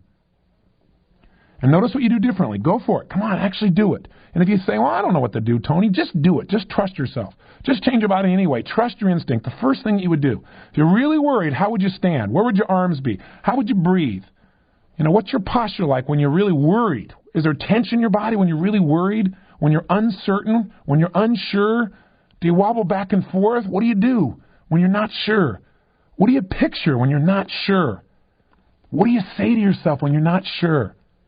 How does this feel to be unsure and maybe a little bit worried? Just notice how it feels. And now, go into hope again. Go a little bit more, sir. Oh, I hope so. Just feel that and see if there's any change in your body. Come on, try it. I know it sounds third grade, sounds a little weird, sounds bizarre. You don't know what to do, but do it anyway. Trust yourself. Now, go from that state into a state of absolute certainty, absolute intensity, where you know there is no question in your mind that you can achieve what you're thinking about. That thing you want to have happen in the future, make yourself feel certain right now, where you expect it to happen. There is no question in your mind whatsoever. Stand that way right now. Assume the physiology you'd have if you were completely certain you were going to achieve what you're focusing on. If there was no question in your mind, if you expected it, if you absolutely knew its achievement was certain. Breathe the way you do when you're absolutely certain. Put the kind of look on your face like you do when you're absolutely certain. Is there a gesture? Is there something you do with your hands when you know you're absolutely certain? What do you do? What's that connection? What's that feeling? Create it in your body. Create it in your face. And add some excitement to that certainty. Where you expect it, you know it, and you're a little excited about it. Notice how you're standing now when you feel this way. Notice how you're breathing. When you know this is going to happen, when you feel that certainty, what do you picture in your mind? What are you picturing now that's different than before? Feel that certainty in your body. Feel it in your voice. What do you say to yourself when you know it's going to happen, and how do you say it? Trust yourself. The first thing that comes out, just notice it. Now, do you feel any difference between feeling certain and feeling uncertain? Go back to uncertain for a second. You go, no, I don't want to do it. Go, just do it. Just do it for a second. And notice how it feels like. Notice what happened to your shoulders. What happened to your breathing? What happened to your balance? What are you focusing on when you're all of a sudden uncertain or a little worried? Yeah, notice the difference. And then get certain again immediately. Instantaneously get certain. Certainty is a physiology. It's a choice. Create it in your body right now. You know it's going to happen. Create that feeling in your body where you are absolutely certain you expect it, feel it again, and lock that feeling in. That is, anchor it in, if you know what I mean by that. If you don't, act as if you know what I mean. Just lock that feeling into your body. Know what it feels like. Remember it. Connect with it. Now, you can sit back down. And I got a couple questions for you. What did you notice was different in your body when you were certain versus uncertain? Well, I'll give you some examples of what people tell me. See if these come along with your list. First of all, what was your body like in a different way? Most people say when they're uncertain, when they're a little worried, or even when they're hoping, their shoulders tend to drop. They tend to lean to one side or the other. Or sometimes they wave back and forth a little bit. They don't feel solid. They don't feel connected to the earth. Oftentimes they say what they're picturing is they see it working out and they also see it not working out. And then by having both those images, of course, they can't feel certain. Oftentimes people say, well, when I felt like I was hoping, I felt passive. But when I felt certain, I felt like doing something. Did you experience that? Could you feel the difference in your body? I mean, really, did you really feel it? If you don't, get up and do it again until you can feel the difference. But most importantly, I want you to get something else. You created that certainty. How fast? Boom, in a heartbeat. And you did it by choosing to have it. Now you might say, well, Tony, that's really great. So now I feel certain. I'm very positive. So what does that got to do with it? That's not going to make me successful. You're right. Certainty by itself will not create success. Certainty must be attached to skill. But you know what? There are a lot of people that have all the skill on earth, but they're missing the emotional certainty, so they do not employ it, and they will never achieve what they want. I can also tell you that if you get enough emotional certainty as you seek an answer, you will find it, even if you've never had it before. I don't know of a more important human emotion to cultivate daily than this sense of certainty. And I want you to know this emotion is practical. You know, most of us are afraid to employ our certainty. You know why? I don't want to get all certain about something, get myself all worked up, have all this hope, all this belief, all this certainty, and then what if it doesn't work? What if I put all this uncertainty and I invest myself emotionally, and I have my identity tied up in this thing, and it doesn't work out, and then I crash and burn emotionally? That fear keeps you from having the certainty you need. That's what uncertainty creates, fear. You've got to choose one or the other. You can't serve both masters. Once you've done all your homework, once you've investigated, once you know you're on the right track, you must invest all your emotion. And yes, sometimes you're going to be certain and you're going to be wrong. That is a risk.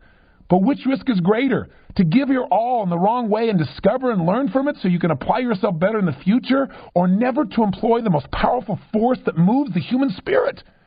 Now, I've spent a lot of time about this concept of certainty. You might say, okay, I got it. I hope you got it. I hope you've gone beyond just understanding intellectually. Maybe you ought to listen to this thing about 10 times to get it in your body, right? That's when you really have it. It's not when you understand it. It's not when you say, I hear you. It's when you say, I feel you. I feel it. I know it. I'm using it. I'm doing it right now. That's when you really got it. Now that I've spent all this time telling you how important it is to be certain and how powerful it is and how that makes your life successful, now let me tell you something else. Being too certain can destroy everything you want most on earth. Plus, it can make you bored. What am I talking about? Well, as much as we want things to be certain, if we get too certain, we're not happy. That's where boredom comes from. We all want a certain amount of suspense. We want some drama. We certainly want surprise. If you knew what was going to happen, when it was going to happen, how it was going to happen, like for every baseball game, every football game, every movie, guess what? You probably wouldn't be very excited about going seeing them. We want surprises in our life. That's part of the dichotomy. It's part of the paradox. We want both of these emotions. We want to be certain everything's going to work out great, basically, and we also want to be sure that we're going to have some fun. And a lot of fun comes from not being sure what's going to occur. So we want to be able to cultivate that emotion. But even more importantly, being too certain about anything can cost you your business. It can cost you your relationship. It can cost you your health. It can shape society in a negative way as well. We all need some variety, and that's the challenge. We want certainty, but we want variety.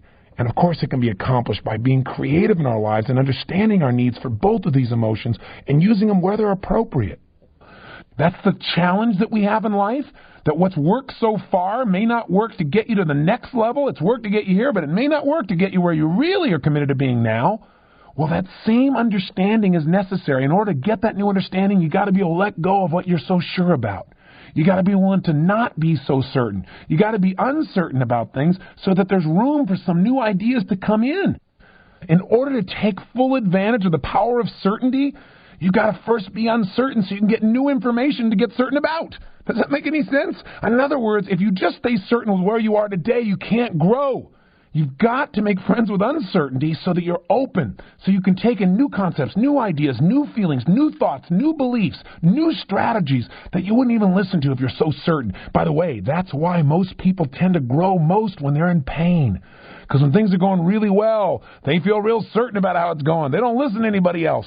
But when they got a challenge, suddenly you find people that are highly motivated to grow, to expand, to learn. Well, you don't have to wait until you have pain.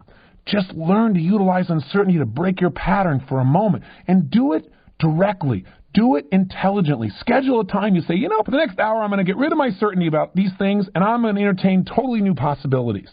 Do it consciously and you have some real power. So it's critical for us to have that balance in life, to know how to make uncertainty our friend, to know how to be able to induce that state so that we can create a pattern interrupt, so that we can truly learn and grow and expand at a brand new level. Let me offer you 4 key things you've got to be sensitive to that your need for certainty can sometimes, create roadblocks or maybe even debilitate you, maybe even destroy all the good you created with the certainty in the first place. The first major challenge that your need for certainty can sometimes create is it can cause you to generalize in a way that is debilitating. What do I mean by generalize? Well, we have to generalize. Your ability to stand up, get out of your chair, and walk across the room comes from your sense of certainty that that floor beneath you is going to support you. If you weren't certain about that, you would be disempowered. You would not be able to make that action happen. You'd just be sitting in their chair with some fear, immobilized. But the reality is you've learned to generalize, that usually floors hold you up. Maybe this one, you don't ask, will this specific spot on the floor hold me up? If you did, you get caught up in the paralysis of analysis, right? You can overanalyze. You can get uncertain about everything and not be able to do a thing. The problem is sometimes we generalize out of our need for certainty, out of our desire to not think. What do I mean by that? Well, you and I live in a world that is so information dense. There's so much information coming at us at such an unbelievable tempo and pace that it's overwhelming. So what most of us have learned to do is become what we call cognitive misers. We've learned not to think very much about a lot of things, to just push those things out of our mind, to just accept that whatever people say to us about it or what experts say or how it just is. We've also learned to save ourselves time to just generalize.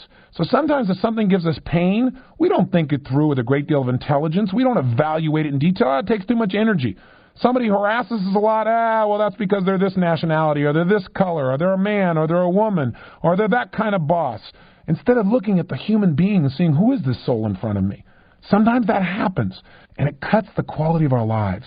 We have to enter each moment, each relationship, each situation in a brand new frame so that we can not be so certain, so we can explore, so we can discover. Because otherwise what happens is once we define people in a certain way, we look for ways to support it. We find legs to back it up. Sure enough, seek and you shall find. You think this person is insensitive, you look for places where they're insensitive. Well, if we look for places in you where you're insensitive, we might find things to back that up at times too. We got to be very careful. Generalizing will usually cause you to limit the quality of your life. Be careful of it. Here's the second thing that the need for certainty sometimes creates in a debilitating sense, and that is it immobilizes you. There's so many people that want to change something in their life, but they still don't do it. They know what they should change. They know how they should change it. They know why they should change it, but they still don't do it. They're immobilized. Why? Fear. Fear of the unknown. Fear of what? Uncertainty. That's why you want to make uncertainty your friend. So what are you talking about? If it's the thing that keeps me from taking action, that's right. Your fear of it is what keeps you from taking action. If you learn to enjoy uncertainty where it was a state where you said, hey, I can be uncertain right now. It's okay. I don't have to have all the answers. I don't have to know for sure. I'm open to discovery. Then you're empowered because the answers that you really want for your life to move the next level are in the realm of the unknown. I guess it just comes down to realizing that uncertainty does not equal pain. Uncertainty can be a source of tremendous pleasure. What's the third challenge that the need for certainty usually creates for people? Well, it creates this process called rationalization. Yes, indeed. Have you ever been in a situation where somebody did something and you knew that they knew that you knew that it was wrong? Are you confused yet? And yet they still managed to feel good about it? just understand this. The strongest force in the human personality is the need to remain consistent with how we define ourselves. Most of us define ourselves as rational human beings who are intelligent, who don't consistently do absolutely stupid, ridiculous things that would destroy their body, their mind, their emotions, or their relationships. So when we do something that we know is not so good, in order to be able to feel good about ourselves, maintain our self-esteem, we've learned to rationalize. In fact, there is a term in psychology for this. They call it cognitive dissonance. What is cognitive dissonance? It's simply this. Anytime a person finds himself holding simultaneously two conflicting beliefs or opinions or views of themselves, it starts to pull us apart. We need a sense of certainty about who we are and how we live. We can't have these totally conflicting beliefs. For example, if you're in a situation where you believe you're an incredibly intelligent person who's committed to health and yet you smoke cigarettes, that creates what we call cognitive dissonance. Your brain starts to fry. Now, in order to keep your self-esteem and keep yourself feeling like you're a rational human being, we rationalize. In other words, it's much easier to change our perception of reality than it is to change our actions. Finally, what's the fourth thing that a sense of certainty can cost us? That can be a problem for us? Where can it debilitate us?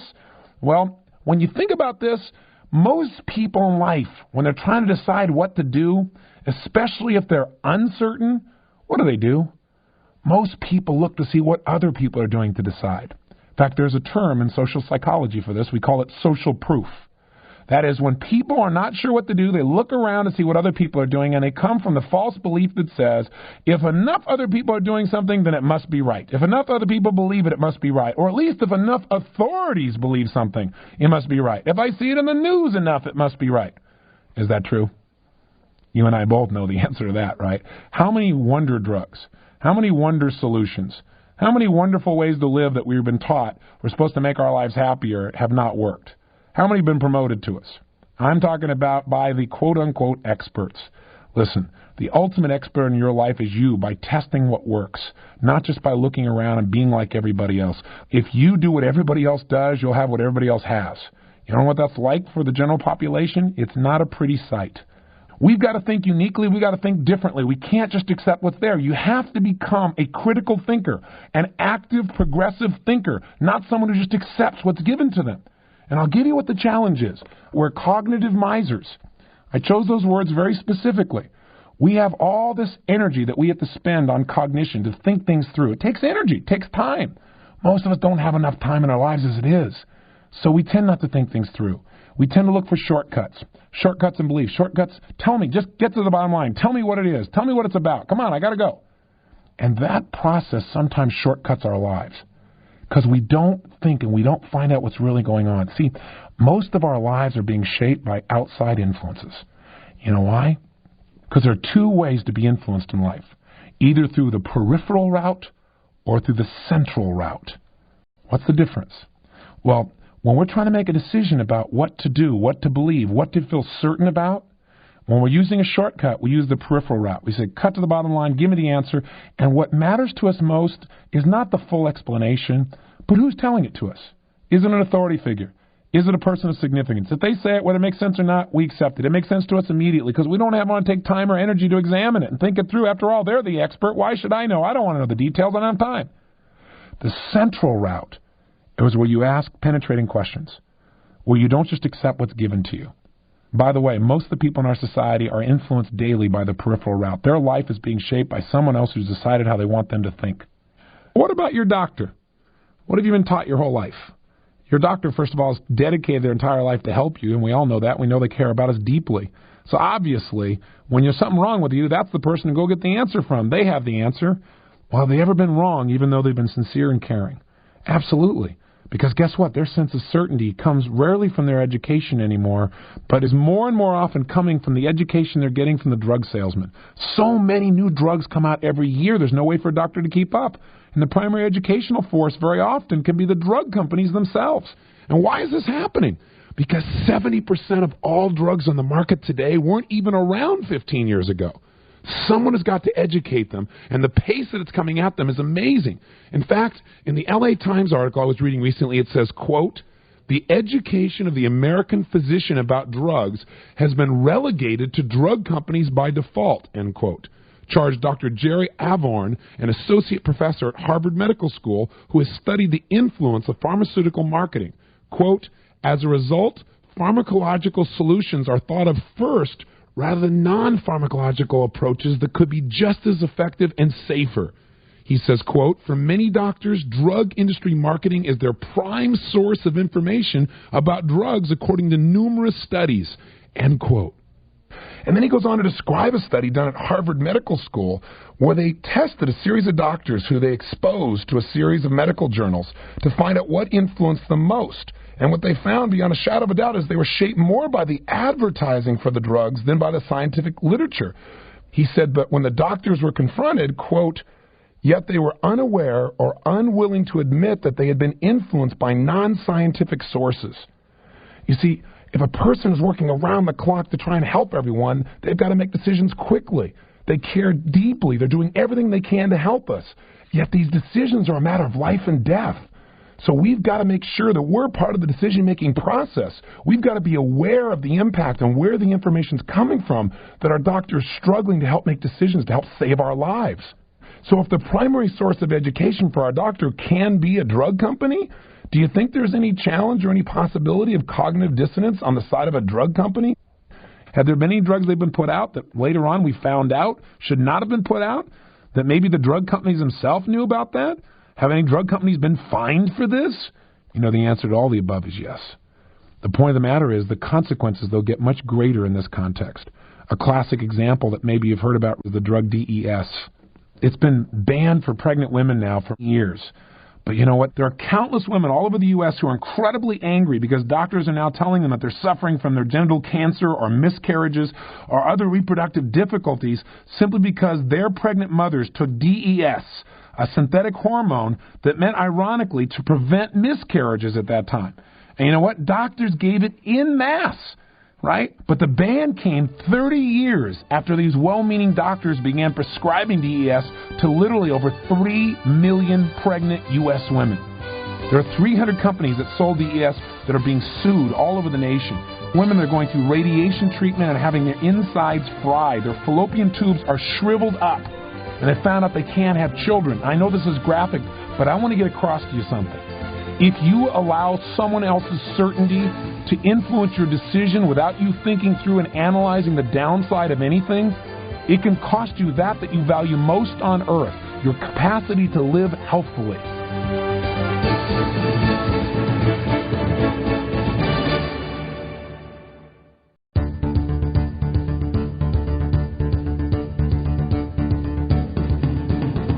What I'm trying to say to you is there are consequences to having certainty because someone has told you what to believe in an area. Every single day, most people are making decisions about what to feel certain about, and what you feel certain about shows up in your body. I mean, look at this thing called AIDS. It's devastating the lives of hundreds of thousands of people. It's instilling fear in millions of people. In the beginning, many people thought, well, it's not going to affect me because it's a gay disease. But now we know a lot better. We're also beginning to find out that this disease is not a single disease. It's made up of people with cancers, people with something called wasting away syndrome, where someone literally, their body begins to break down completely. No human being who cares about anybody could possibly not feel for these people who are suffering throughout society, much less those that are living the hell of fear. What's really fascinating, though, is to see that with all this pain, with all of these problems, with all this tremendous fear, that many people are dealing with it very differently. In fact, every day we're hearing about people that have taken this disease and turned it around. People who are breaking the mold and for more than a decade now are living totally healthfully, who supposedly were going to die. What these, quote, survivors have in common is that they're dealing with this information very differently than those who are succumbing to the disease. They're taking in the information from authorities and they are questioning it. They are not allowing the fact that they have AIDS to be a death sentence. There are a tremendous number of questions that are being brought up in this area as a result of this. And it's a complicated issue. AIDS isn't just a disease. It's a syndrome. Not a single disease, but a series of different elements that are affecting people's health. And you know what? It's full of mystery and misinformation. And people have got to stand guard and look at what information they're being given. Because most people, when they're told they have this, quote, disease, their whole life disappears overnight. They become depressed. And if you've studied any of the work of people like Norman Cousins, Dr. Bernie Siegel, the whole science of psychoneuroimmunology shows that when someone becomes emotionally depressed, so does their immune system. Let me give you a good example. We've seen one of the greatest basketball players, I think, of all time, and that's Magic Johnson, give up his career. And he gave it up for a variety of reasons. Initially, he gave it up not because he was ill. He wasn't wasting away. He didn't have some major disease of any sort. He went in to have a blood test because he was having an expanded insurance policy. He wanted to have larger coverage. And as a requirement today, he had to take a blood test, which included an AIDS blood test. Suddenly, when it came back that he was, quote, HIV positive, his entire life was turned upside down. Now remember, he had no symptoms. He was absolutely fine. There was nothing going on in his body of a disease nature. But suddenly, overnight, everything in his life changed forever. What's really interesting is what made him stop playing was not the fact that he had HIV, because he felt good. It's because his doctor told him in a very caring way, certainly thinking about Magic's best welfare in his mind, he told him that he thought it wouldn't be a very good idea for him to continue to play basketball. It may accelerate the disease. It may break down his immune system. But the problem is this basketball game is this man's lifeblood. It is his life. But with this kind of information from authority, with such certainty, he quit. And you know what? After almost a year, it drove him crazy. So he finally came back and he played basketball. He played in the Olympics and he did extremely well. He played in the All-Star game and he did well. He then finally came back to play basketball for the Lakers. But you know what? Other people's ignorance, their lack of true understanding of this disease, their fear caused him to feel like he was a marked man and that he'd have to give up what he loves most. Because otherwise people wouldn't be focusing on his basketball. They'd focus on him as a carrier of a disease that could kill them. This kind of thinking is what tears people's lives apart. We can't let this happen to ourselves, to those we care about, to those we even know about. All of this happens because we don't have enough information, because we generalize too much. Let me give you another example. Here's somebody else who got the exact same information that Magic got, but he responded radically differently. Let me quote it for you from another article, a different article in the Los Angeles Times. It stunned me. Here's a man who was told that he was HIV positive, just like Magic, but let's discover how he took this same information with a different point of view, and it has shaped his destiny completely differently. Quote, in the 5 years since Rick Munoz learned that he had the AIDS virus, he has watched his time grow short as 2 hours and 52 minutes to be exact. What are they talking about? Well, this guy is a marathon runner. He's going to run the Boston Marathon today. It says he'll not think about the virus inside of him that is so far little more than an abstraction in an otherwise healthy life. It says Munoz, 34, is running marathons sporadically before finding out that he was infected with HIV. Since then, hard running has become his obsession and possibly his best friend in his fight against the onset of AIDS. It says he doesn't talk about death and dying. He talks about the next race. Last year, Munoz set a goal of racing in one marathon a month, and then he completed a punishing 14 races all over the country. Most were under the 3-hour mark. This year, Munoz's itinerary has a different twist. 8 marathons ending with his 50th in Hawaii. Munoz has smiled patiently through the warnings that his hobby, perhaps, is not the best course for someone with HIV. He knows that people concluded from Magic Johnson's retirement that athletics and AIDS virus don't mix. But Munoz says he has watched too many infected friends succumb to what he calls, quote, death sentence mentality, also known as certainty in a negative context. You always have to have something to look forward to, Munoz said. If you rid yourself of that habit, you're asking for it. Munoz's physician, Steve Knight, credits his patients' rugged training with helping him to stay healthy. Knight said that the running, besides offering him physical benefits, is an important emotional weapon in treating the human immunodeficiency virus. Munoz says that he's never felt better, especially since shedding 30 pounds over the past 2 years with a vegetarian diet. His times have dropped with his weight, and he said he plans to keep running for as long as possible. Interesting. Here's a classic example of how someone got very certain in a very different way from the same information. Just to give you a perspective, people are so afraid of this thing called AIDS, But there are many researchers right now that are questioning whether or not it is a single disease or whether or not, in fact, this is multiple diseases that we're now covering with one title. We just recently changed the definition again. It used to be that you had to have HIV. Then it became you had to have the antibodies to HIV because lots of people with AIDS don't have HIV in their body. They can't detect it. That makes it kind of tough. So now they look for antibodies. Antibodies usually show that you're healthy. If you have a disease, you got antibodies, it shows your body's immune system is working. Every infectious disease up until now. But what's interesting is suddenly we have a new way of defining it. And the newest definition is if you have any one of a series of other diseases that used to be known under other titles, they're all called AIDS now. Various cancers, cervical cancers, and one of the descriptions is because now what happens is if it's qualified as AIDS, there's funding for it.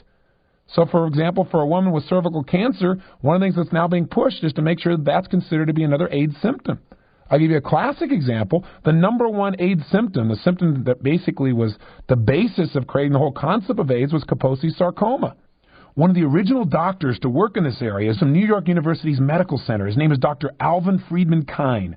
He was one of the first physicians to associate Kaposi sarcoma with AIDS, and he now states that since the initial determination of this cancer as the definitive symptom of AIDS, there's a growing number of men with Kaposi sarcoma who have no HIV infection. The CDC now concurs with him. And what Dr. Friedman Kine also states now is that at least a small portion of people who've been diagnosed with AIDS because they have the cancer may not have AIDS at all. Now, we're seeing this starting to happen with researchers all over the country. You read their research from people like Dr. Duesberg. This is a gentleman from Berkeley who is a member of the American Academy of Sciences. He's one of the first researchers to identify retroviruses, of which HIV is the basis. Duesberg was a pioneer in cancer gene research, and he was one of the first to map the genetic structure of retroviruses. So this is his whole expertise. He now flatly says HIV is not the cause of AIDS and could not be. I'll give you some quotes. Quote, "The AIDS virus will turn out to be the most colossal mistake in medical history." This is the guy from UC Berkeley, not some guy selling some potion or some little lotion in the back door someplace over in Venice. This is a top guy, American Academy of Sciences.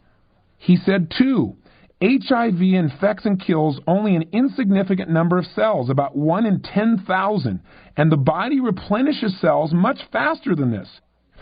The metaphor he uses, it would be like trying to conquer a country by wiping out 3 soldiers a day out of a nation the size of China.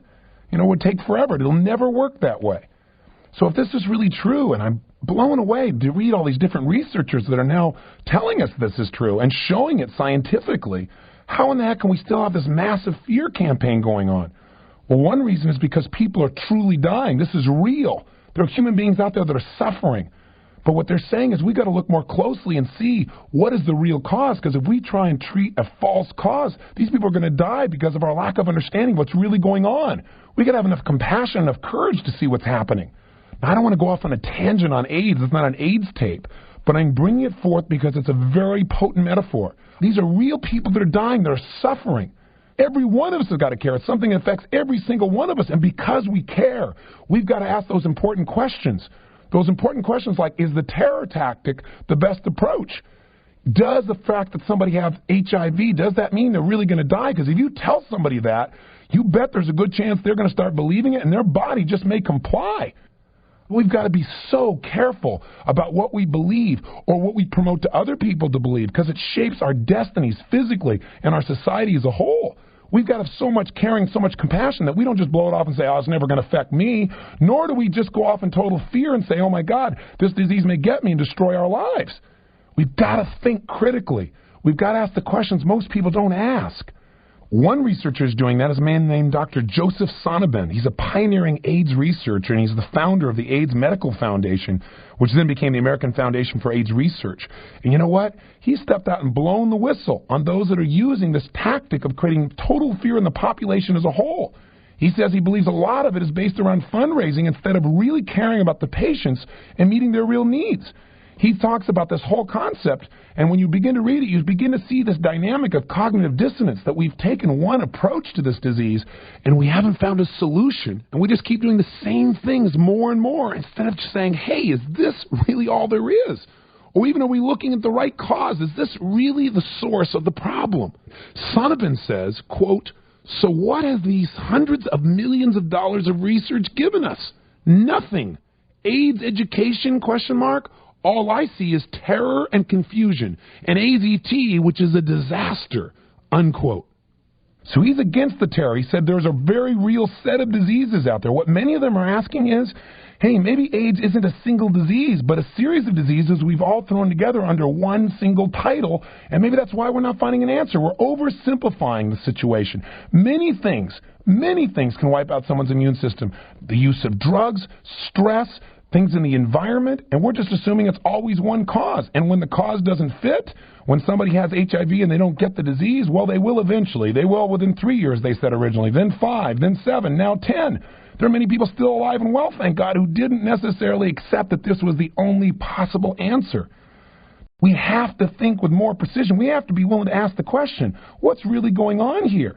Around the world, researchers are now saying, we've been following the wrong theory. We're spending $5 billion in the U.S. on the wrong theory, putting all this manpower, all these resources that could be coming up with solutions for suffering people in the wrong direction simply because we've committed to it. The old cognitive dissonance. All this money and time and energy has been spent, so we better stick on it. The man who first isolated the virus is really a man named Dr. Luc Montagnier. Montagnier is with the Pasteur Institute in Paris. You know what he says about AIDS? Listen to this. He now says AIDS by itself is not fatal. This is the #1 expert in the world.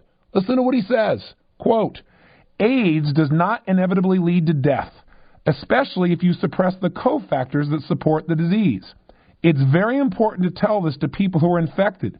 Psychological factors are critical in supporting immune function. If you suppress the psychological support by telling someone he's condemned to die, your words alone will have condemned him. It simply isn't true that the virus is 100% fatal.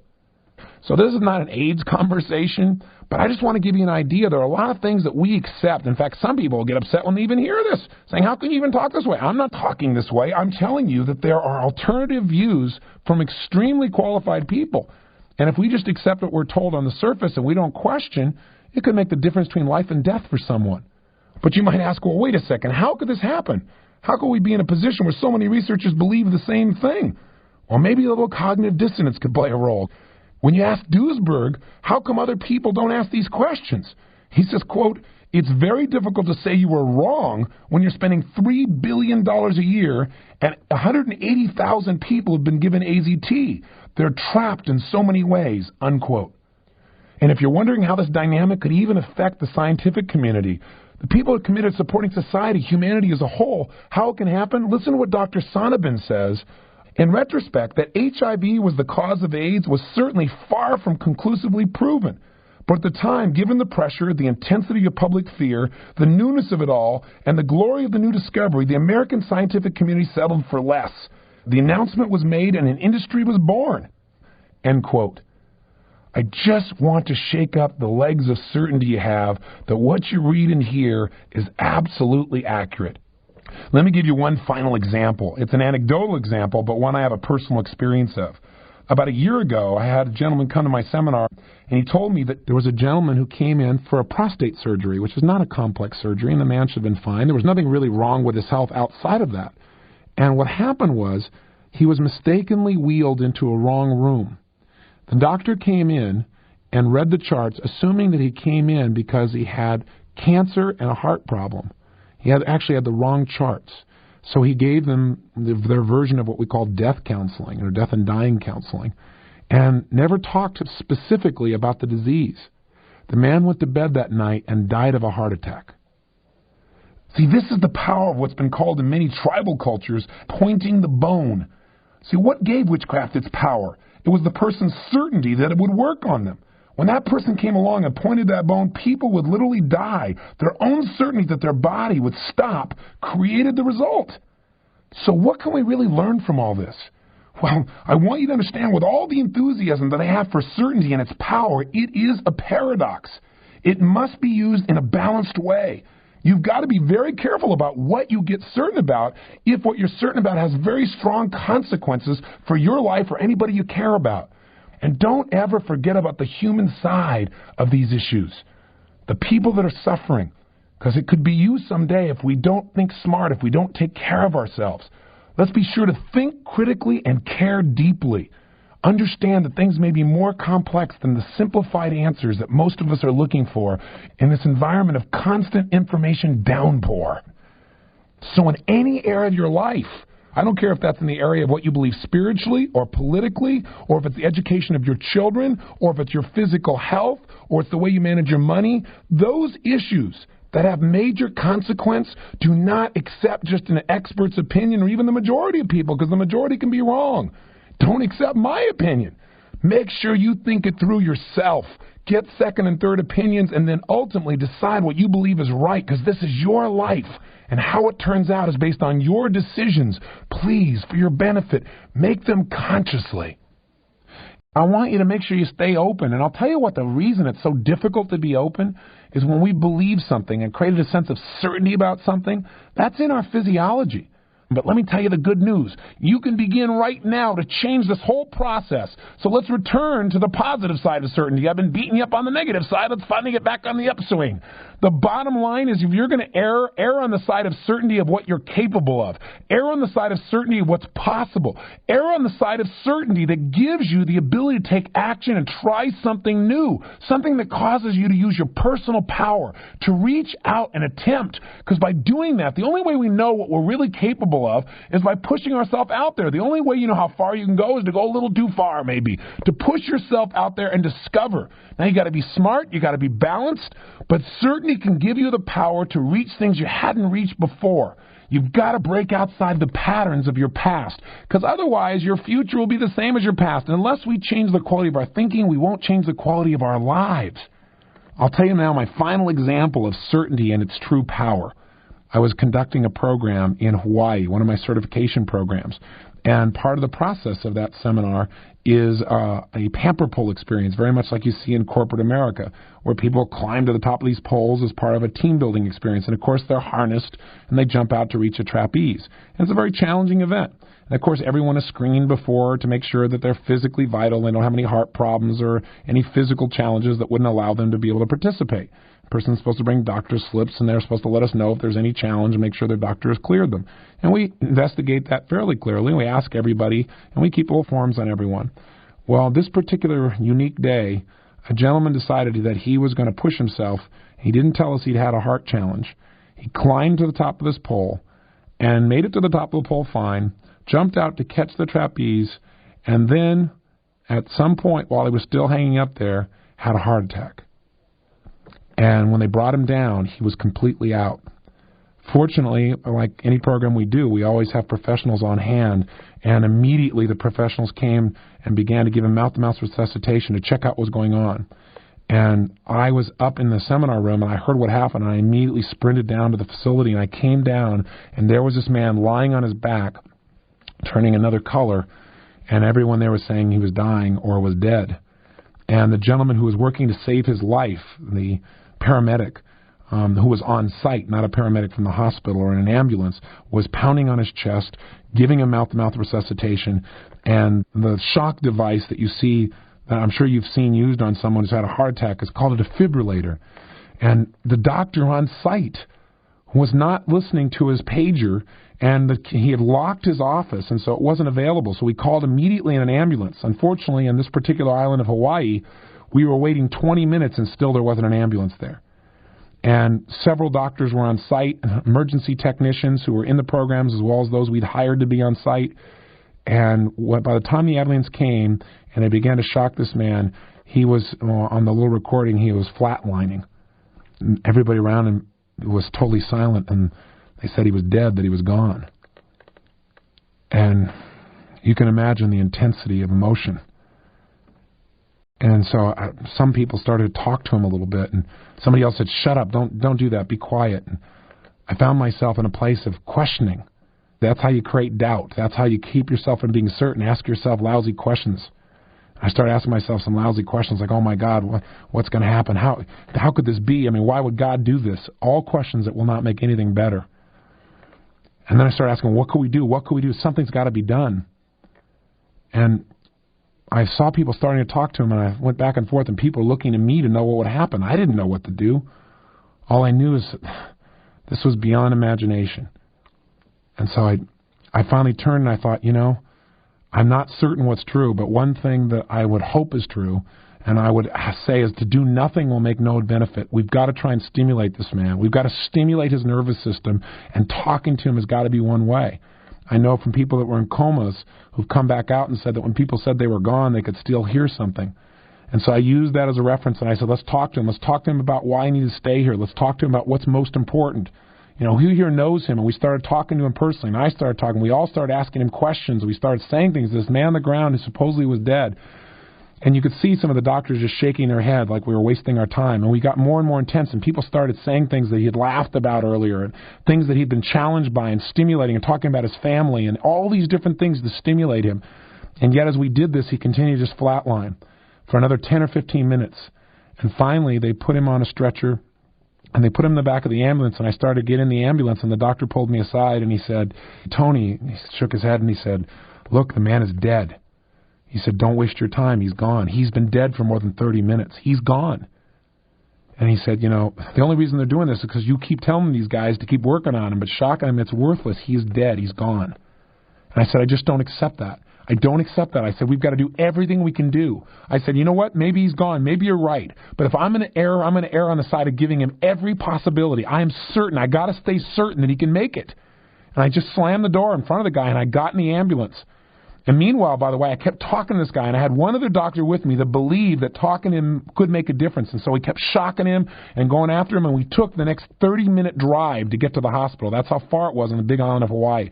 Going through winding roads with the thing screaming, and meanwhile, the ambulance driver is going crazy. He thinks I'm stupid for talking to this person. He's mad. He's blaming me. He's blaming our group. He's blaming everything, saying, this guy's dead because of us. And you can imagine the kind of feelings I had while he's saying this to me. And I had to just shut him out and remain certain, keep talking, keep stimulating this man, do everything I could, kept these people going. And about halfway to the hospital, we turned a curve real intensely, and the defibrillator spun and smacked the side of the wall of the ambulance, and it stopped working. Now here is this man who's been gone for 30 minutes or 40, 45 minutes at this point, and we don't even have a way to stimulate him electronically. I thought to myself, you know what?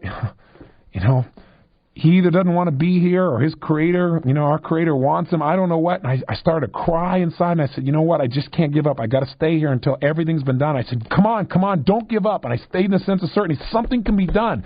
Something must be done. They said it's broken. They tried to call and try and figure out how to stimulate him with chemicals, with drugs, and they couldn't get through because it was going through this winding area in the mountains, so they couldn't get through to the base who could tell them what to do and how to revive him or push him with drugs. And we kept doing this thing, and one of the doctors finally got mad and smacked the side of the defibrillator, and it came on. And they started working on him some more.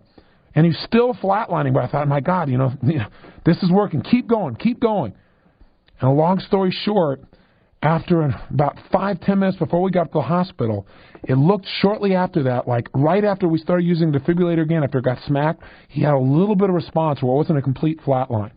And I said, look, he's alive. And I went crazy, but I got excited. And the doctor said, no, don't get excited. He said, it could just be spasms in the body. It doesn't mean that he's there, and there's no real other signs. And, and I said, stay with him. I kept talking. I said, come on, you can do it. And I kept asking him questions and stimulating in every way I could. And at times I started questioning myself, and I realized questioning myself wasn't going to help him. If this was worthless, at least I gave my all. I had to stay with him. I had to believe he could make it. I had to have absolute certainty, absolute faith. I had to trust, and I get these other guys to do the same.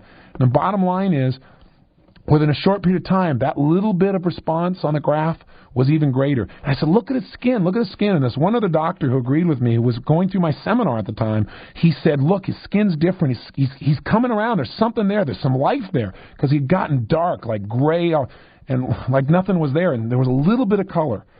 And we got him to the hospital. We brought him in. And they said, let's see. He's got a tiny bit of a pulse.